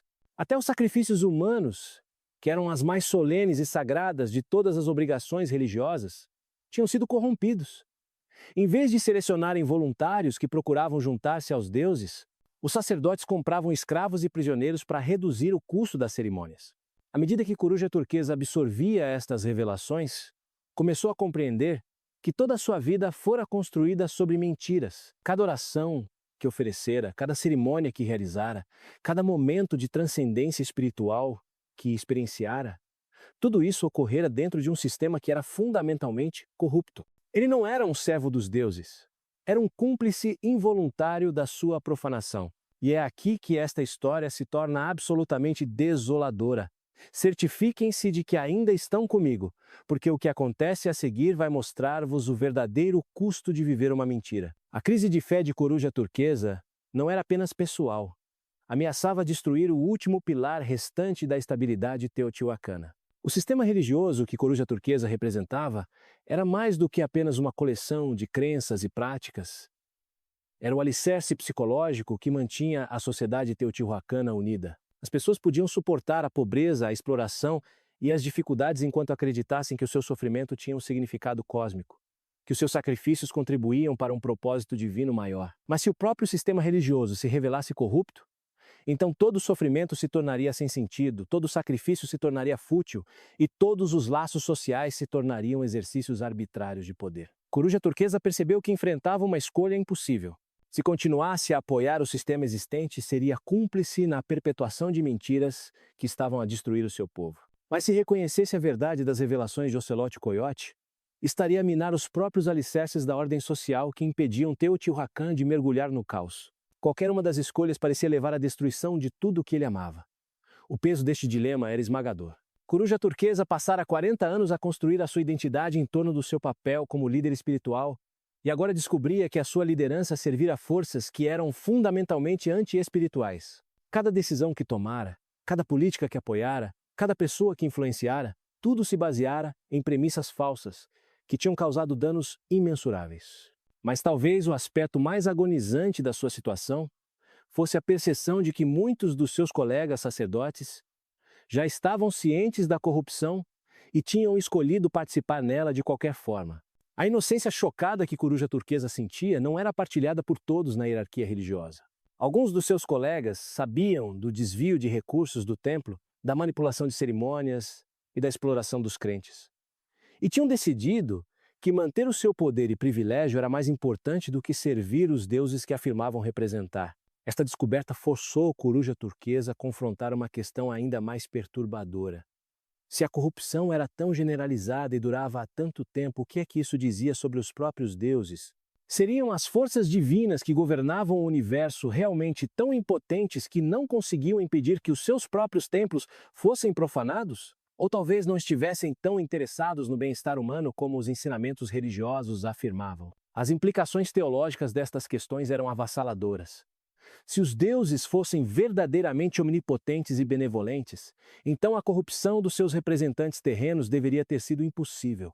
Se estivessem cientes da corrupção, mas escolhessem não intervir, então eram ou indiferentes ao sofrimento humano ou ativamente malévolos. Se não estivessem cientes do que estava acontecendo nos seus próprios templos, então não eram verdadeiramente oniscientes. Qualquer uma destas possibilidades minava os pressupostos fundamentais da religião teotihuacana. Enquanto estes pensamentos atormentavam Coruja Turquesa, ele começou a compreender por que Ocelote Coiote e o espelho de obsidiana se sentiram compelidos a criar os glifos da verdade. Eles não eram apenas rebeldes políticos ou reformadores sociais. Eram pessoas que tinham sido levadas ao desespero pelo fosso entre o que a sua sociedade afirmava acreditar e como ela realmente se comportava. Os glifos da verdade não eram ataques à religião. Eram tentativas de restaurar o significado espiritual autêntico a um sistema que se tornara completamente corrompido. Mas esta compreensão apenas tornou o dilema de Coruja Turquesa mais agudo. Se ele apoiasse Ocelote Coiote e os glifos da verdade, estaria a validar críticas que destruiriam completamente o sistema religioso. Se opusesse a eles, estaria a defender a corrupção que ridicularizava tudo o que ele considerava sagrado. Parecia não haver meio termo, nenhuma forma de reformar o sistema a partir de dentro, nenhum caminho que levasse tanto à verdade como à estabilidade. A pressão desta escolha impossível começou a afetar o estado mental de Coruja Turquesa. Ele começou a ter sonhos vívidos nos quais os próprios deuses lhe apareciam. Mas em vez de fornecerem orientação, pareciam discutir entre si sobre o que deveria ser feito. Em alguns sonhos, exigiam que ele punisse os portadores da verdade para preservar a ordem. Noutros, ordenavam-lhe que expusesse a corrupção, mesmo que isso significasse destruir o sistema de templos. Os mais perturbadores de todos eram os sonhos em que os deuses simplesmente se afastavam dele com repugnância, abandonando Teotihuacan ao seu destino. Entretanto, a crise na cidade estava a escalar para além da capacidade de controlo de qualquer pessoa. A rebelião dos artesãos tinha se espalhado para outros setores da sociedade, e confrontos armados estavam a eclodir entre apoiantes e opositores dos glifos da verdade. Os distritos agrícolas estavam a reter o tributo, as redes de mercadores estavam a colapsar, e até os militares mostravam sinais de divisão interna. Teotihuacan estava a deslizar para a guerra civil.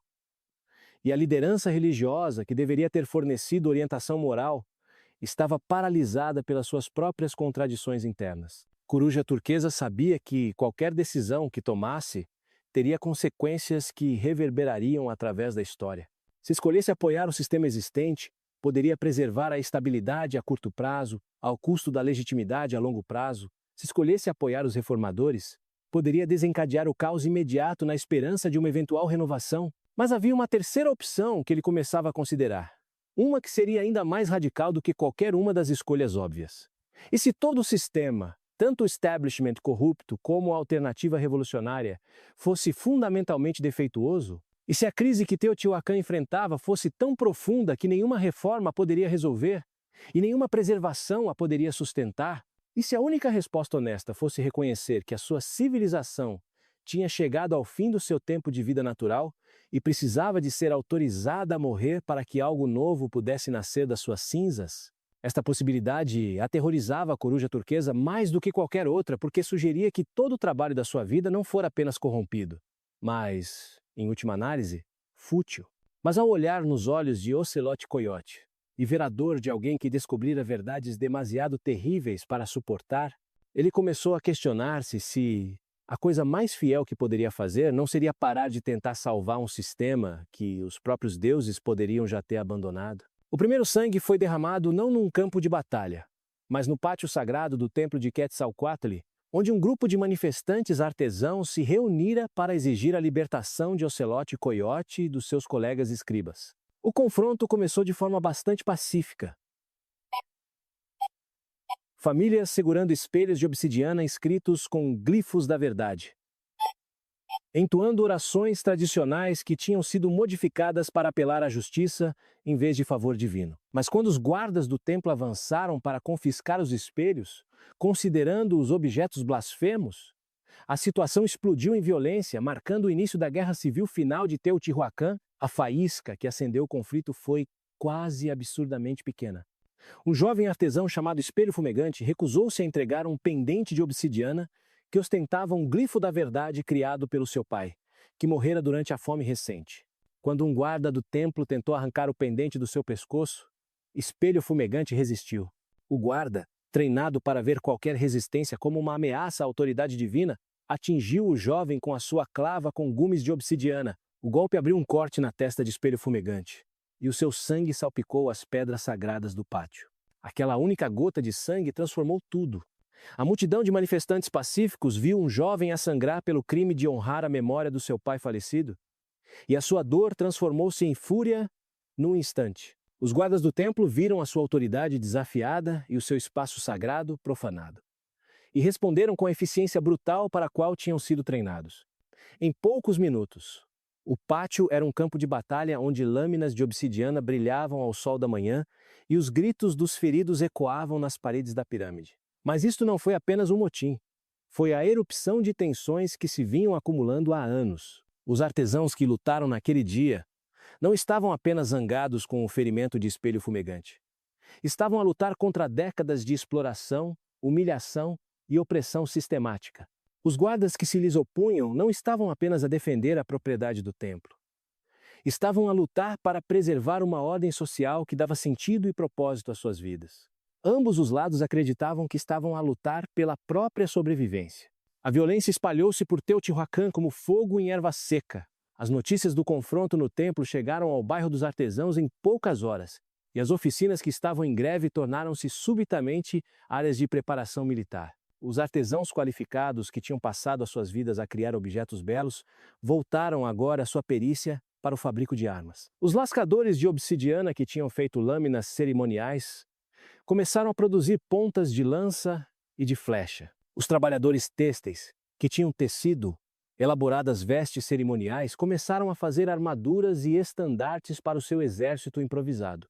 A resposta da elite governante foi rápida, mas catastroficamente mal calculada. Em vez de tentarem resolver as queixas subjacentes que tinham desencadeado a rebelião, optaram por tratá-la como um simples problema de ordem pública que poderia ser resolvido através de força superior. A Ordem do Olho de Obsidiana, que fora criada para investigar a subversão simbólica, foi subitamente transformada numa organização militar encarregada de esmagar a rebelião armada. E é aqui que esta história se torna absolutamente trágica. Certifiquem-se de que ainda me estão a acompanhar, porque o que acontece a seguir mostra a rapidez com que uma civilização se pode destruir a si mesma. A guerra civil que eclodiu não foi entre inimigos estrangeiros ou diferentes grupos étnicos. Foi entre pessoas que tinham vivido lado a lado durante gerações, que tinham rezado nos mesmos templos, que tinham celebrado os mesmos festivais, que se consideravam parte da mesma comunidade. O impacto psicológico deste conflito interno foi devastador. Famílias foram despedaçadas à medida que os seus membros escolhiam lados diferentes com base nas suas posições na hierarquia social. Pais artesãos viram-se a lutar contra filhos que se tinham juntado à guarda do templo. Famílias de mercadores dividiram-se entre aqueles que apoiavam os rebeldes e aqueles que temiam que a revolução destruísse as suas redes comerciais. Mesmo dentro da hierarquia sacerdotal, surgiram divisões amargas entre aqueles que queriam preservar o sistema existente e aqueles que acreditavam que a reforma era necessária. A luta em si foi diferente de tudo o que Teotihuacan já tinha experienciado. Conflitos anteriores tinham sido guerras externas contra cidades rivais ou ações defensivas contra invasores. Os guerreiros de Teotihuacan eram treinados e equipados para batalhas travadas em terreno aberto contra inimigos estrangeiros usando táticas convencionais. Mas a guerra civil exigia competências diferentes: combate urbano, guerra de guerrilha e a capacidade de distinguir entre amigo e inimigo numa população onde as lealdades estavam constantemente a mudar. Os rebeldes artesãos tinham várias vantagens que compensavam a sua falta de treino militar formal. Conheciam a planta da cidade melhor do que ninguém, tendo construído e mantido grande parte da sua infraestrutura. Controlavam as oficinas que produziam armas e ferramentas, o que lhes dava acesso a suprimentos ilimitados de lâminas de obsidiana e outro equipamento. Mais importante, tinham o apoio de grande parte da população civil, que lhes fornecia comida, abrigo e informações sobre os movimentos do inimigo. Mas as forças do governo tinham as suas próprias vantagens. Controlavam os principais templos e edifícios administrativos, que serviam como fortalezas no cenário urbano. Tinham acesso às reservas de alimentos e aos abastecimentos de água da cidade, o que lhes dava a capacidade de resistir a condições de cerco. Tinham também a lealdade da classe guerreira profissional, cujo treino e equipamento os tornavam oponentes formidáveis em combate direto. O conflito rapidamente se instalou num padrão de guerra urbana brutal que devastou a infraestrutura e a população da cidade.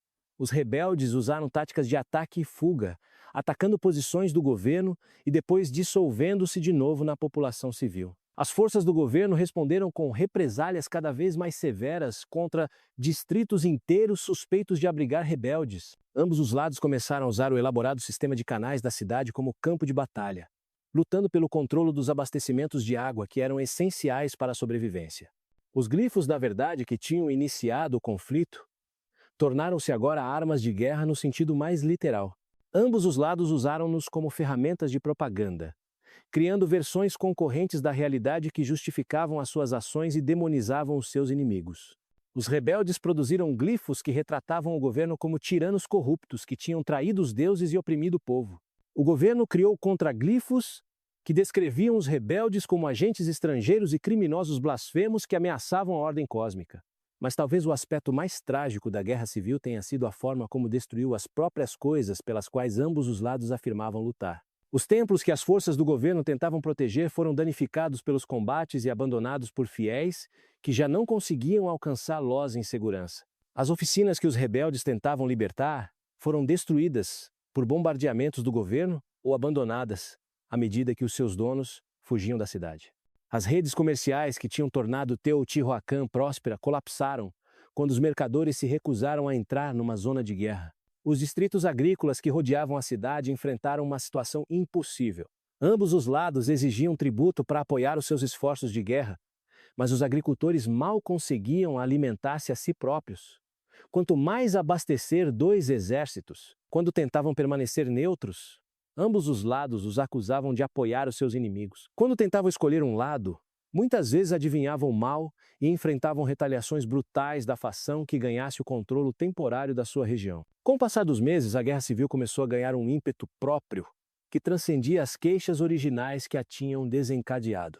Atrocidades cometidas por um lado provocavam ataques de vingança do outro, criando ciclos de violência que tornavam a reconciliação cada vez mais impossível. Os jovens que cresceram durante o conflito não conheciam nada além da guerra e não tinham memória da Teotihuacan pacífica e próspera que os seus mais velhos recordavam. O ponto de ruptura chegou quando ambos os lados perceberam simultaneamente que estavam a destruir a própria coisa pela qual lutavam. Teotihuacan já não era a cidade magnífica que outrora dominara a Mesoamérica. Era um campo de batalha em ruínas onde os sobreviventes lutavam pelos restos de uma civilização morta. Os glifos da verdade que tinham revelado as mentiras que sustentavam a sociedade tinham sido substituídos por novas mentiras que justificavam a sua destruição. Na sua cela de prisão, Ocelote Coiote conseguia ouvir os sons da batalha a ecoar pela cidade que ele ajudara a despedaçar. Os símbolos que ele criara para curar a sua civilização tinham se tornado, em vez disso, os instrumentos do seu suicídio. Mas mesmo enquanto ouvia os estertores da morte de tudo o que outrora amara, não conseguia arrepender-se da sua decisão de esculpir a verdade em pedra. Porque por vezes, percebeu ele, uma civilização que só consegue sobreviver através de mentiras não merece de todo sobreviver. A Guerra Civil entrara na sua fase final, e todos os envolvidos sabiam que não poderia haver vencedores, apenas sobreviventes que teriam de construir algo novo a partir das cinzas do que tinham destruído. A questão já não era quem governaria Teotihuacan, mas se algo reconhecível como Teotihuacan existiria quando a luta finalmente terminasse. O Festival da Serpente Emplumada sempre fora a celebração mais sagrada de Teotihuacan, uma altura em que toda a cidade se juntava para honrar as forças divinas que governavam o seu universo. Mas na primavera de 648 DC, enquanto dezenas de milhares de cidadãos se reuniam ao longo da Avenida dos Mortos, a atmosfera estava elétrica de tensão em vez de reverência. Desconhecido para a maioria dos participantes, eles estavam prestes a testemunhar o momento em que símbolos de unidade se tornariam armas de guerra. Ocelote Coiote estava na sua posição designada perto da pirâmide da Serpente Emplumada, rodeado pelos outros escribas do palácio que seriam responsáveis por exibir as inscrições comemorativas ao longo da cerimônia. As suas mãos estavam firmes enquanto preparava os espelhos de obsidiana e os painéis de calcário que ostentavam a sua criação mais ambiciosa até então. Glifos da verdade tão sofisticados e devastadores que transformariam o próprio significado do festival. O plano era de uma audácia de cortar a respiração.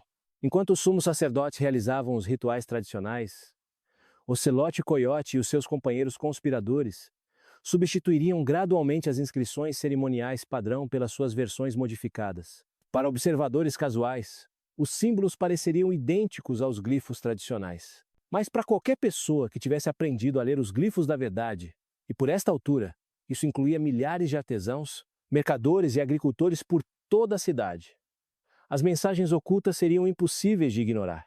A primeira fase da cerimônia decorreu normalmente. A serpente emplumada suprema, resplandecente no seu elaborado traje de jade e penas de Quetzal, realizou a purificação ritual que supostamente limparia a cidade de influências negativas e renovaria a sua harmonia cósmica. A multidão respondeu com os cânticos e oferendas tradicionais, mas Ocelote Coiote conseguia sentir uma corrente de ceticismo que nunca estivera presente nos anos anteriores. À medida que a cerimônia avançava para a leitura das crônicas sagradas, a história oficial de Teotihuacan que justificava a ordem social vigente, Ocelote Coiote começou seu trabalho, uma por uma.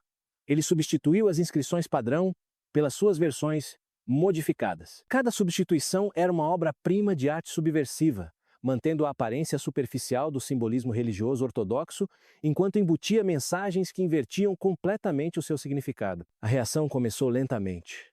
À medida que indivíduos na multidão que conseguiam ler os glifos da verdade começaram a perceber o que estavam a ver. Sussurros espalharam-se pelas massas reunidas enquanto as pessoas apontavam as mensagens ocultas aos seus vizinhos. A crônica tradicional que proclamava o mandato divino da elite governante estava a ser sistematicamente transformada numa acusação da sua corrupção e incompetência. Mas é aqui que esta história dá uma reviravolta que vai explodir a vossa mente. E se estão a achar isto tão incrível como eu, certifiquem-se de que clicam no botão de subscrever, porque o que acontece a seguir mudou o curso da história para sempre. Os glifos da verdade não estavam apenas a revelar mentiras passadas, estavam a prever catástrofes futuras com uma precisão que parecia quase sobrenatural. Uma das criações mais poderosas de Ocelote Coyote era uma sequência de glifos que parecia celebrar a estabilidade eterna do abastecimento de água de Teotihuacan. Mas a mensagem oculta alertava para um colapso iminente do sistema de canais que deixaria a cidade sem água adequada em poucos meses. Outra inscrição aparentemente ortodoxa sobre colheitas abundantes continha, na verdade, informações detalhadas sobre o esgotamento do solo e alterações climáticas que tornariam a agricultura futura impossível sem grandes reformas. Estas não eram apenas críticas políticas. Eram avisos técnicos baseados em informações que Ocelote Coyote tinha recolhido através do seu acesso a registros oficiais. Os glifos da verdade revelavam que a infraestrutura da cidade estava à beira do colapso total, que o sistema agrícola era insustentável e que a população tinha crescido para além da capacidade de suporte do ambiente local. A elite governante sabia destes problemas, mas tinha escolhido escondê-los em vez de os resolver. À medida que mais e mais pessoas na multidão começavam a entender o que estavam a ver, a atmosfera do festival mudou drasticamente. O silêncio respeitoso que tradicionalmente acompanhava a leitura das crônicas sagradas foi substituído por murmúrios de raiva e exclamações de choque. As pessoas começaram a apontar para as inscrições, a discutir os seus significados e a exigir explicações dos sacerdotes. Os sumos sacerdotes tentaram inicialmente continuar a cerimônia como se nada de invulgar estivesse a acontecer, mas tornou-se cada vez mais difícil manter a ilusão de normalidade. A atenção da multidão tinha se desviado das performances rituais para as inscrições subversivas e as respostas tradicionais aos cânticos cerimoniais estavam a ser substituídas por discussões acaloradas sobre as mensagens ocultas. O ponto de ruptura chegou quando Coruja Turquesa, que observava os procedimentos com crescente alarme, finalmente percebeu o que estava a acontecer. Os seus anos a estudar as artes hieroglíficas permitiram-lhe descodificar os glifos da verdade mais rapidamente do que a maioria da multidão. E o que ele viu encheu-o de raiva e terror. A cerimônia mais sagrada da religião teotihuacana estava a ser transformada numa operação de propaganda maciça, concebida para minar tudo o que ele representava. A resposta de Coruja Turquesa foi rápida e brutal. Ele ordenou a prisão imediata de todos os escribas envolvidos na criação das inscrições cerimoniais, incluindo Ocelote Coyote. Mas esta ação apenas piorou a situação. A multidão, já agitada pelas revelações nos glifos da verdade, viu as prisões como a confirmação de que os sacerdotes estavam a tentar suprimir a verdade. O que tinha sido uma cerimônia religiosa estava a transformar-se rapidamente num confronto político. Os símbolos que deveriam unir a sociedade teotihuacana, em reverência partilhada, tinham se tornado o ponto focal das suas divisões mais profundas. Aqueles que apoiavam a ordem tradicional viam os glifos da verdade como ataques blasfemos a tradições sagradas. Aqueles que tinham sido despertados para a realidade da sua exploração viam-nos como revelações da verdade divina que expunham a corrupção dos seus supostos líderes espirituais. Mas o aspecto mais devastador do confronto foi como revelou a completa ruptura de significado partilhado na sociedade teotihuacana. Os mesmos símbolos significavam coisas completamente diferentes para diferentes grupos de pessoas. O que os sacerdotes viam como tradições sagradas, os artesãos viam como instrumentos de opressão. O que a elite via como hierarquia necessária, o povo comum experienciava como roubo sistemático. A própria linguagem que deveria manter a sua civilização unida tinha se tornado um campo de batalha. À medida que as notícias do confronto no festival se espalhavam pela cidade, diferentes distritos começaram a tomar partido.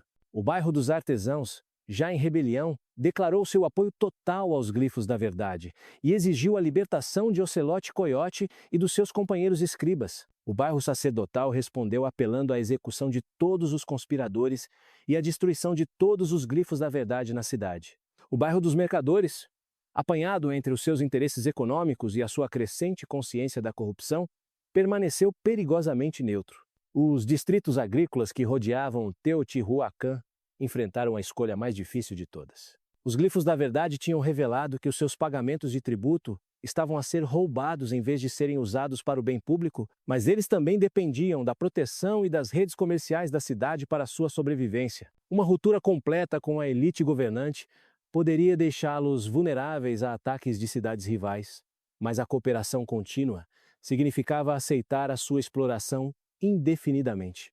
Poucos dias após o festival, Teotihuacan tinha-se efetivamente dividido em campos armados. Os símbolos que outrora tinham sido ferramentas de comunicação e unidade tinham se tornado pontos de união para a guerra civil. Os glifos da verdade já não estavam apenas a revelar mentiras.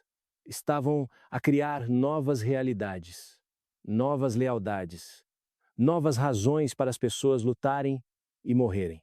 E na sua cela de prisão sob o templo da serpente emplumada, Ocelote Coiote percebeu que a sua tentativa de expor a verdade tinha libertado forças que ninguém conseguia controlar. Os símbolos que ele criara para curar a sua civilização, revelando as suas mentiras, tinham se tornado, em vez disso, os instrumentos da sua destruição. A guerra que estava prestes a consumir Teotihuacan não seria travada com lâminas de obsidiana e dardos de Atlatlé. Seria travada com versões concorrentes da realidade, cada lado convencido de que a sua interpretação dos símbolos sagrados representava o único caminho para a salvação. O palco estava montado para um conflito que determinaria não apenas quem governaria Teotihuacan, mas o que Teotihuacan se tornaria, se é que sobreviveria. Os símbolos de guerra tinham sido implantados e não haveria como voltar às mentiras confortáveis que outrora mantiveram o seu mundo unido. Nas profundezas do templo da grande deusa, onde as chamas sagradas ardiam continuamente há mais de 3 séculos, o sumo sacerdote coruja turquesa enfrentava a decisão mais agonizante da sua vida. O prisioneiro acorrentado diante dele não era um rebelde qualquer. Era Ocelote Coiote, o mestre escriba cujos glifos da verdade tinham despedaçado o próprio tecido da sociedade teotihuacana. Mas o que atormentava a coruja turquesa não era a questão do castigo. Era a certeza crescente de que tudo o que o prisioneiro tinha revelado poderia de facto ser verdade. O interrogatório já durava 3 dias e, a cada hora, a visão do mundo de coruja turquesa desmoronava-se um pouco mais. Ocelote Coiote não se limitara a confessar a criação dos glifos da verdade. Ele fornecera documentação detalhada de cada alegação que eles faziam. As provas eram esmagadoras, inegáveis e completamente devastadoras para tudo o que coruja turquesa acreditava sobre o seu papel como servo dos deuses. Os registros a que Ocelote Coiote tinha cedido através da sua posição como escriba do palácio, pintavam um quadro de corrupção sistemática que remontava a décadas. O tributo que deveria manter os templos estava a ser desviado para contas privadas. Os projetos de obras públicas que justificavam a pesada tributação tinham sido abandonados ou deliberadamente sabotados. O mais chocante de tudo, as cerimônias religiosas a que coruja turquesa dedicara sua vida estavam a ser usadas como cobertura para atividades que violavam todos os princípios que ele considerava sagrados. Mas a revelação que abalou completamente a fé de coruja turquesa foi a descoberta do que o Conselho das Serpentes Emplumadas andava a fazer com os recursos que alegavam ser necessários para fins religiosos. Em vez de manterem o elaborado calendário ritual que mantinha Teotihuacan em harmonia com as forças cósmicas, eles tinham estado a usar os fundos do templo para financiar expedições comerciais privadas, projetos de construção de luxo e até campanhas militares destinadas a capturar escravos para seu uso pessoal. O chocolate sagrado que deveria ser oferecido aos deuses estava a ser vendido em mercados distantes para lucro pessoal. O precioso jade e obsidiana que deveriam adornar os altares dos templos estavam a ser acumulados em coleções privadas. Até os sacrifícios humanos, que eram as mais solenes e sagradas de todas as obrigações religiosas, tinham sido corrompidos. Em vez de selecionarem voluntários que procuravam juntar-se aos deuses, os sacerdotes estavam a comprar escravos e prisioneiros para reduzir o custo das cerimônias. À medida que coruja turquesa absorvia estas revelações, começou a compreender que toda a sua vida tinha sido construída sobre mentiras. Cada oração que ele oferecera, cada cerimônia que realizara, cada momento de transcendência espiritual que experienciara. Tudo isso tinha ocorrido dentro de um sistema que era fundamentalmente corrupto. Ele não era um servo dos deuses, era um cúmplice involuntário da sua profanação. E é aqui que esta história se torna absolutamente desoladora. Certifiquem-se de que ainda estão comigo, porque o que acontece a seguir vai mostrar-vos o verdadeiro custo de viver uma mentira. A crise de fé de Coruja Turquesa não era apenas pessoal. Ameaçava destruir o último pilar restante da estabilidade teotihuacana. O sistema religioso que Coruja Turquesa representava era mais do que apenas uma coleção de crenças e práticas. Era a fundação psicológica que mantinha a sociedade teotihuacana unida. As pessoas podiam suportar a pobreza, a exploração e as dificuldades, desde que acreditassem que o seu sofrimento tinha um significado cósmico, que os seus sacrifícios estavam a contribuir para um propósito divino maior. Mas se o próprio sistema religioso se revelasse corrupto, então todo o sofrimento se tornaria sem sentido, todo o sacrifício se tornaria fútil e todos os laços sociais se tornariam exercícios arbitrários de poder. Coruja Turquesa percebeu que enfrentava uma escolha impossível. Se continuasse a apoiar o sistema existente, seria cúmplice na perpetuação de mentiras que estavam a destruir o seu povo. Mas, se reconhecesse a verdade das revelações de Ocelote Coyote, estaria a minar os próprios alicerces da ordem social que impediam Teotihuacan de mergulhar no caos. Qualquer uma das escolhas parecia levar à destruição de tudo o que ele amava. O peso desse dilema era esmagador. Coruja Turquesa passara 40 anos a construir a sua identidade em torno do seu papel como líder espiritual, e agora descobria que a sua liderança tinha estado ao serviço de forças que eram fundamentalmente anti-espirituais. Cada decisão que tomara, cada política que apoiara, cada pessoa que influenciara, tudo isso se baseara em premissas falsas que tinham causado danos imensuráveis. Mas talvez o aspecto mais agonizante da sua situação fosse a percepção de que muitos dos seus colegas sacerdotes já estavam cientes da corrupção e tinham escolhido participar nela de qualquer forma. A inocência chocada que Coruja Turquesa sentia não era partilhada por todos na hierarquia religiosa. Alguns dos seus colegas sabiam do desvio de recursos do templo, da manipulação de cerimônias e da exploração dos crentes, e tinham decidido que manter o seu poder e privilégio era mais importante do que servir os deuses que afirmavam representar. Esta descoberta forçou Coruja Turquesa a confrontar uma questão ainda mais perturbadora. Se a corrupção era tão generalizada e durava tanto tempo, o que é que isso dizia sobre os próprios deuses? Seriam as forças divinas que governavam o universo realmente tão impotentes que não conseguiam impedir que os seus próprios templos fossem profanados? Ou talvez não estivessem tão interessadas no bem-estar humano como os ensinamentos religiosos afirmavam? As implicações teológicas destas questões eram avassaladoras. Se os deuses fossem verdadeiramente omnipotentes e benevolentes, então a corrupção dos seus representantes terrenos deveria ter sido impossível. Se estivessem cientes da corrupção, mas escolhessem não intervir, então eram ou indiferentes ao sofrimento humano ou ativamente malévolos. Se não estivessem cientes do que estava acontecendo nos seus próprios templos, então não eram verdadeiramente oniscientes. Qualquer uma destas possibilidades minava os pressupostos fundamentais da religião teotihuacana. Enquanto estes pensamentos atormentavam Coruja Turquesa, ele começou a compreender por que Ocelote Coyote e o Espelho de Obsidiana se sentiram compelidos a criar os glifos da verdade. Eles não eram apenas rebeldes políticos ou reformadores sociais. Eram pessoas que tinham sido levadas ao desespero pelo fosso entre o que a sua sociedade afirmava acreditar e como ela realmente se comportava. Os glifos da verdade não eram ataques à religião. Eram tentativas de restaurar o significado espiritual autêntico a um sistema que se tornara completamente corrompido. Mas esta compreensão apenas tornou o dilema de Coruja Turquesa mais agudo. Se ele apoiasse Ocelote Coyote e os glifos da verdade, estaria a validar críticas que destruiriam completamente o sistema religioso. Se opusesse a eles, estaria a defender a corrupção que ridicularizava tudo o que ele considerava sagrado. Parecia não haver meio termo, nenhuma forma de reformar o sistema a partir de dentro, nenhum caminho que levasse tanto à verdade como à estabilidade. A pressão desta escolha impossível começou a afetar o estado mental de Coruja Turquesa. Ele começou a ter sonhos vívidos nos quais os próprios deuses lhe apareciam, mas em vez de fornecerem orientação, pareciam estar a discutir entre si sobre o que deveria ser feito. Em alguns sonhos, exigiam que ele punisse os portadores da verdade para preservar a ordem. Noutros ordenavam-lhe que expusesse a corrupção, mesmo que isso significasse destruir o sistema de templos. Os mais perturbadores de todos eram os sonhos em que os deuses simplesmente se afastavam dele com nojo, abandonando Teotihuacan ao seu destino. Entretanto, a crise na cidade estava a escalar para além da capacidade de controle de qualquer pessoa.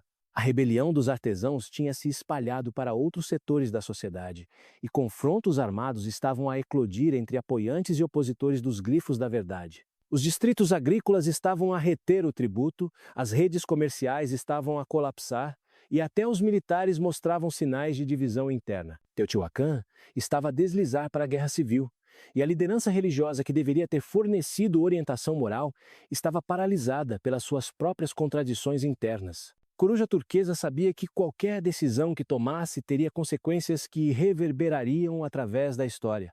Se escolhesse apoiar o sistema existente, poderia preservar a estabilidade a curto prazo, ao custo da legitimidade a longo prazo. Se escolhesse apoiar os reformadores, poderia desencadear o caos imediato, na esperança de uma eventual renovação. Mas havia uma terceira opção que ele começava a considerar, uma que seria ainda mais radical do que qualquer uma das escolhas óbvias.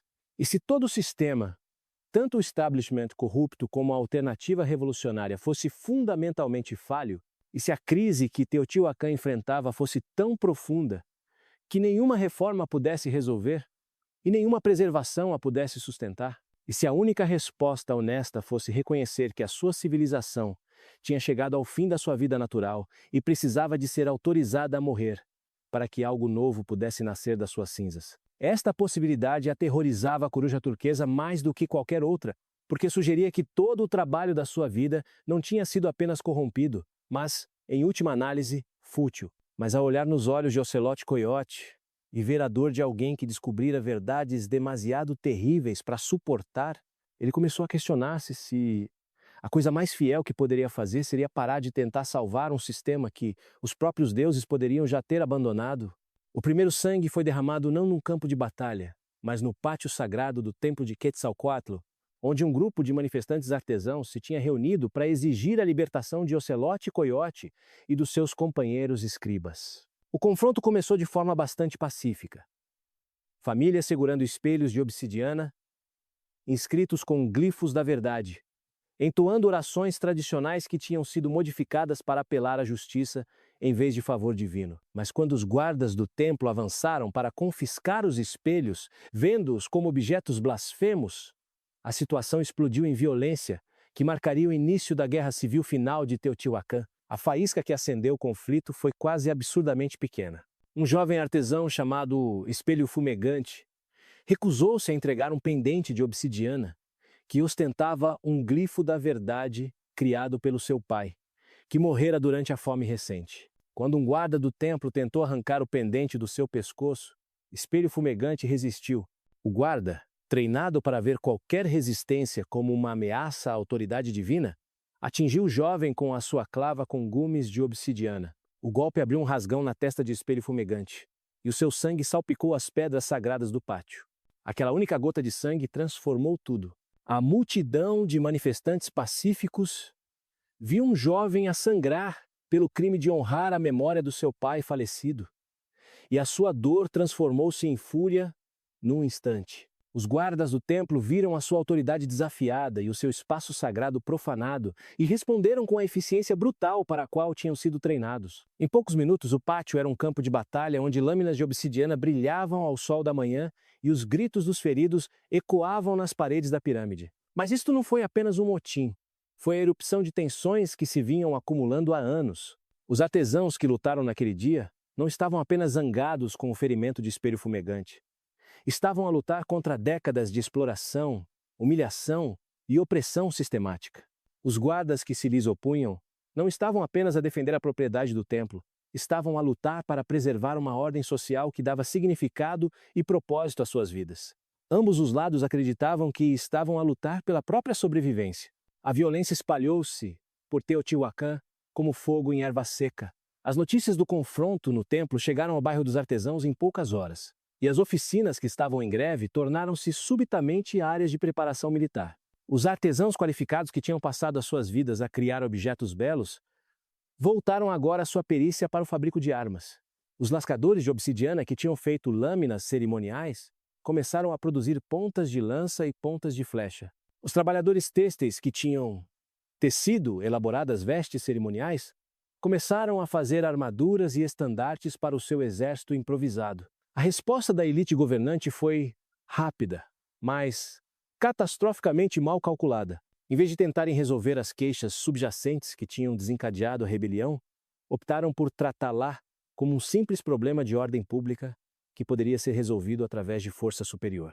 A Ordem do Olho de Obsidiana, que fora criada para investigar a subversão simbólica, foi subitamente transformada numa organização militar encarregada de esmagar a rebelião armada. E é aqui que esta história se torna absolutamente trágica. Certifiquem-se de que ainda estão a acompanhar, porque o que acontece a seguir mostra quão rapidamente uma civilização se pode destruir a si mesma. A guerra civil que eclodiu não foi entre inimigos estrangeiros ou diferentes grupos étnicos. Foi entre pessoas que tinham vivido lado a lado durante gerações, que tinham rezado nos mesmos templos, que tinham celebrado os mesmos festivais, que se consideravam parte da mesma comunidade. O impacto psicológico deste conflito interno foi devastador. Famílias foram despedaçadas à medida que os seus membros escolhiam lados diferentes com base nas suas posições na hierarquia social. Pais artesãos viram-se a lutar contra filhos que se tinham juntado à guarda do templo.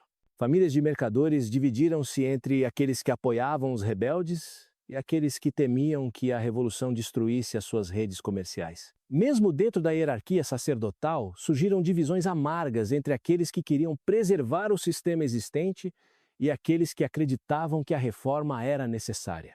A luta em si foi diferente de tudo o que Teotihuacan já tinha experienciado. Conflitos anteriores tinham sido guerras externas contra cidades rivais ou ações defensivas contra invasores. Os guerreiros de Teotihuacan eram treinados e equipados para batalhas travadas em terreno aberto contra inimigos estrangeiros, usando táticas convencionais. Mas a guerra civil exigia competências diferentes: combate urbano, guerra de guerrilha e a capacidade de distinguir entre amigo e inimigo numa população onde as lealdades estavam constantemente a mudar. Os rebeldes artesãos tinham várias vantagens que compensavam a sua falta de treino militar formal. Conheciam a planta da cidade melhor do que ninguém, tendo construído e mantido grande parte da sua infraestrutura. Controlavam as oficinas que produziam armas e ferramentas, dando-lhes acesso a suprimentos ilimitados de lâminas de obsidiana e outro equipamento. Mais importante, tinham o apoio de grande parte da população civil, que lhes fornecia comida, abrigo e informações sobre os movimentos do inimigo. Mas as forças governamentais tinham as suas próprias vantagens. Controlavam os principais templos e edifícios administrativos que serviam como fortalezas no panorama urbano. Tinham acesso às reservas de alimentos e aos abastecimentos de água da cidade, o que lhes dava a capacidade de resistir a condições de cerco. Tinham também a lealdade da classe guerreira profissional, cujo treino e equipamento os tornavam oponentes formidáveis em combate direto. O conflito rapidamente se instalou num padrão de guerra urbana brutal que devastou a infraestrutura e a população da cidade. Os rebeldes usaram táticas de ataque e fuga, atacando posições governamentais e depois dissolvendo-se de novo na população civil. As forças governamentais responderam com represálias cada vez mais duras contra distritos inteiros suspeitos de abrigar rebeldes. Ambos os lados começaram a usar o elaborado sistema de canais da cidade como campo de batalha, lutando pelo controle dos abastecimentos de água que eram essenciais para a sobrevivência. Os glifos da verdade que tinham iniciado o conflito tornaram-se agora armas de guerra no sentido mais literal. Ambos os lados usaram-nos como ferramentas de propaganda, criando versões concorrentes da realidade que justificavam as suas ações e demonizavam os seus inimigos. Os rebeldes produziram glifos que retratavam o governo como tiranos corruptos que tinham traído os deuses e oprimido o povo. O governo criou contraglifos que descreviam os rebeldes como agentes estrangeiros e criminosos blasfemos que ameaçavam a ordem cósmica. Mas talvez o aspecto mais trágico da guerra civil tenha sido como destruiu as próprias coisas pelas quais ambos os lados afirmavam estar a lutar. Os templos que as forças governamentais tentavam proteger foram danificados pelos combates e abandonados por fiéis que já não conseguiam alcançá-los em segurança. As oficinas que os rebeldes tentavam libertar foram destruídas por bombardeamentos do governo ou abandonadas à medida que os seus donos fugiam da cidade. As redes comerciais que tinham tornado Teotihuacan próspera colapsaram à medida que os mercadores se recusavam a entrar numa zona de guerra. Os distritos agrícolas que rodeavam a cidade enfrentaram uma situação impossível. Ambos os lados exigiam tributo para apoiar os seus esforços de guerra, mas os agricultores mal conseguiam alimentar-se a si mesmos. Quanto mais abastecer dois exércitos, quando tentavam permanecer neutros, ambos os lados os acusavam de apoiar os seus inimigos. Quando tentavam escolher um lado, muitas vezes adivinhavam mal e enfrentavam retaliações brutais da fação que ganhasse o controle temporário da sua região. Com o passar dos meses, a guerra civil começou a ganhar um ímpeto próprio que transcendia as queixas originais que a tinham desencadeado. Atrocidades cometidas por um lado provocavam ataques de vingança do outro, criando ciclos de violência que tornavam a reconciliação cada vez mais impossível.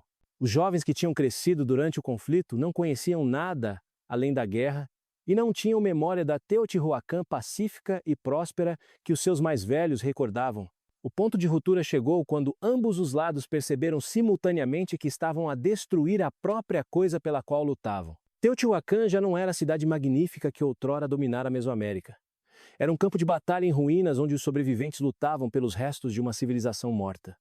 Os glifos da verdade que tinham revelado as mentiras que mantinham a sociedade unida tinham sido substituídos por novas mentiras que justificavam a sua destruição.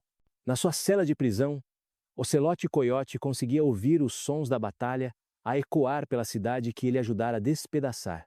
Os símbolos que ele criara para curar a sua civilização tinham se tornado, em vez disso, os instrumentos do seu suicídio. Mas mesmo enquanto ouvia os estertores da morte de tudo que outrora amara, ele não conseguia arrepender-se da sua decisão de esculpir a verdade em pedra.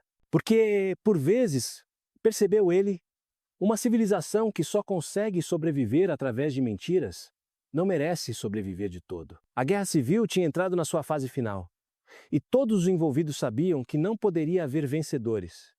Apenas sobreviventes que teriam de construir algo novo a partir das cinzas do que tinham destruído. A questão já não era quem governaria Teotihuacan, mas se algo reconhecível como Teotihuacan existiria quando a luta finalmente terminasse.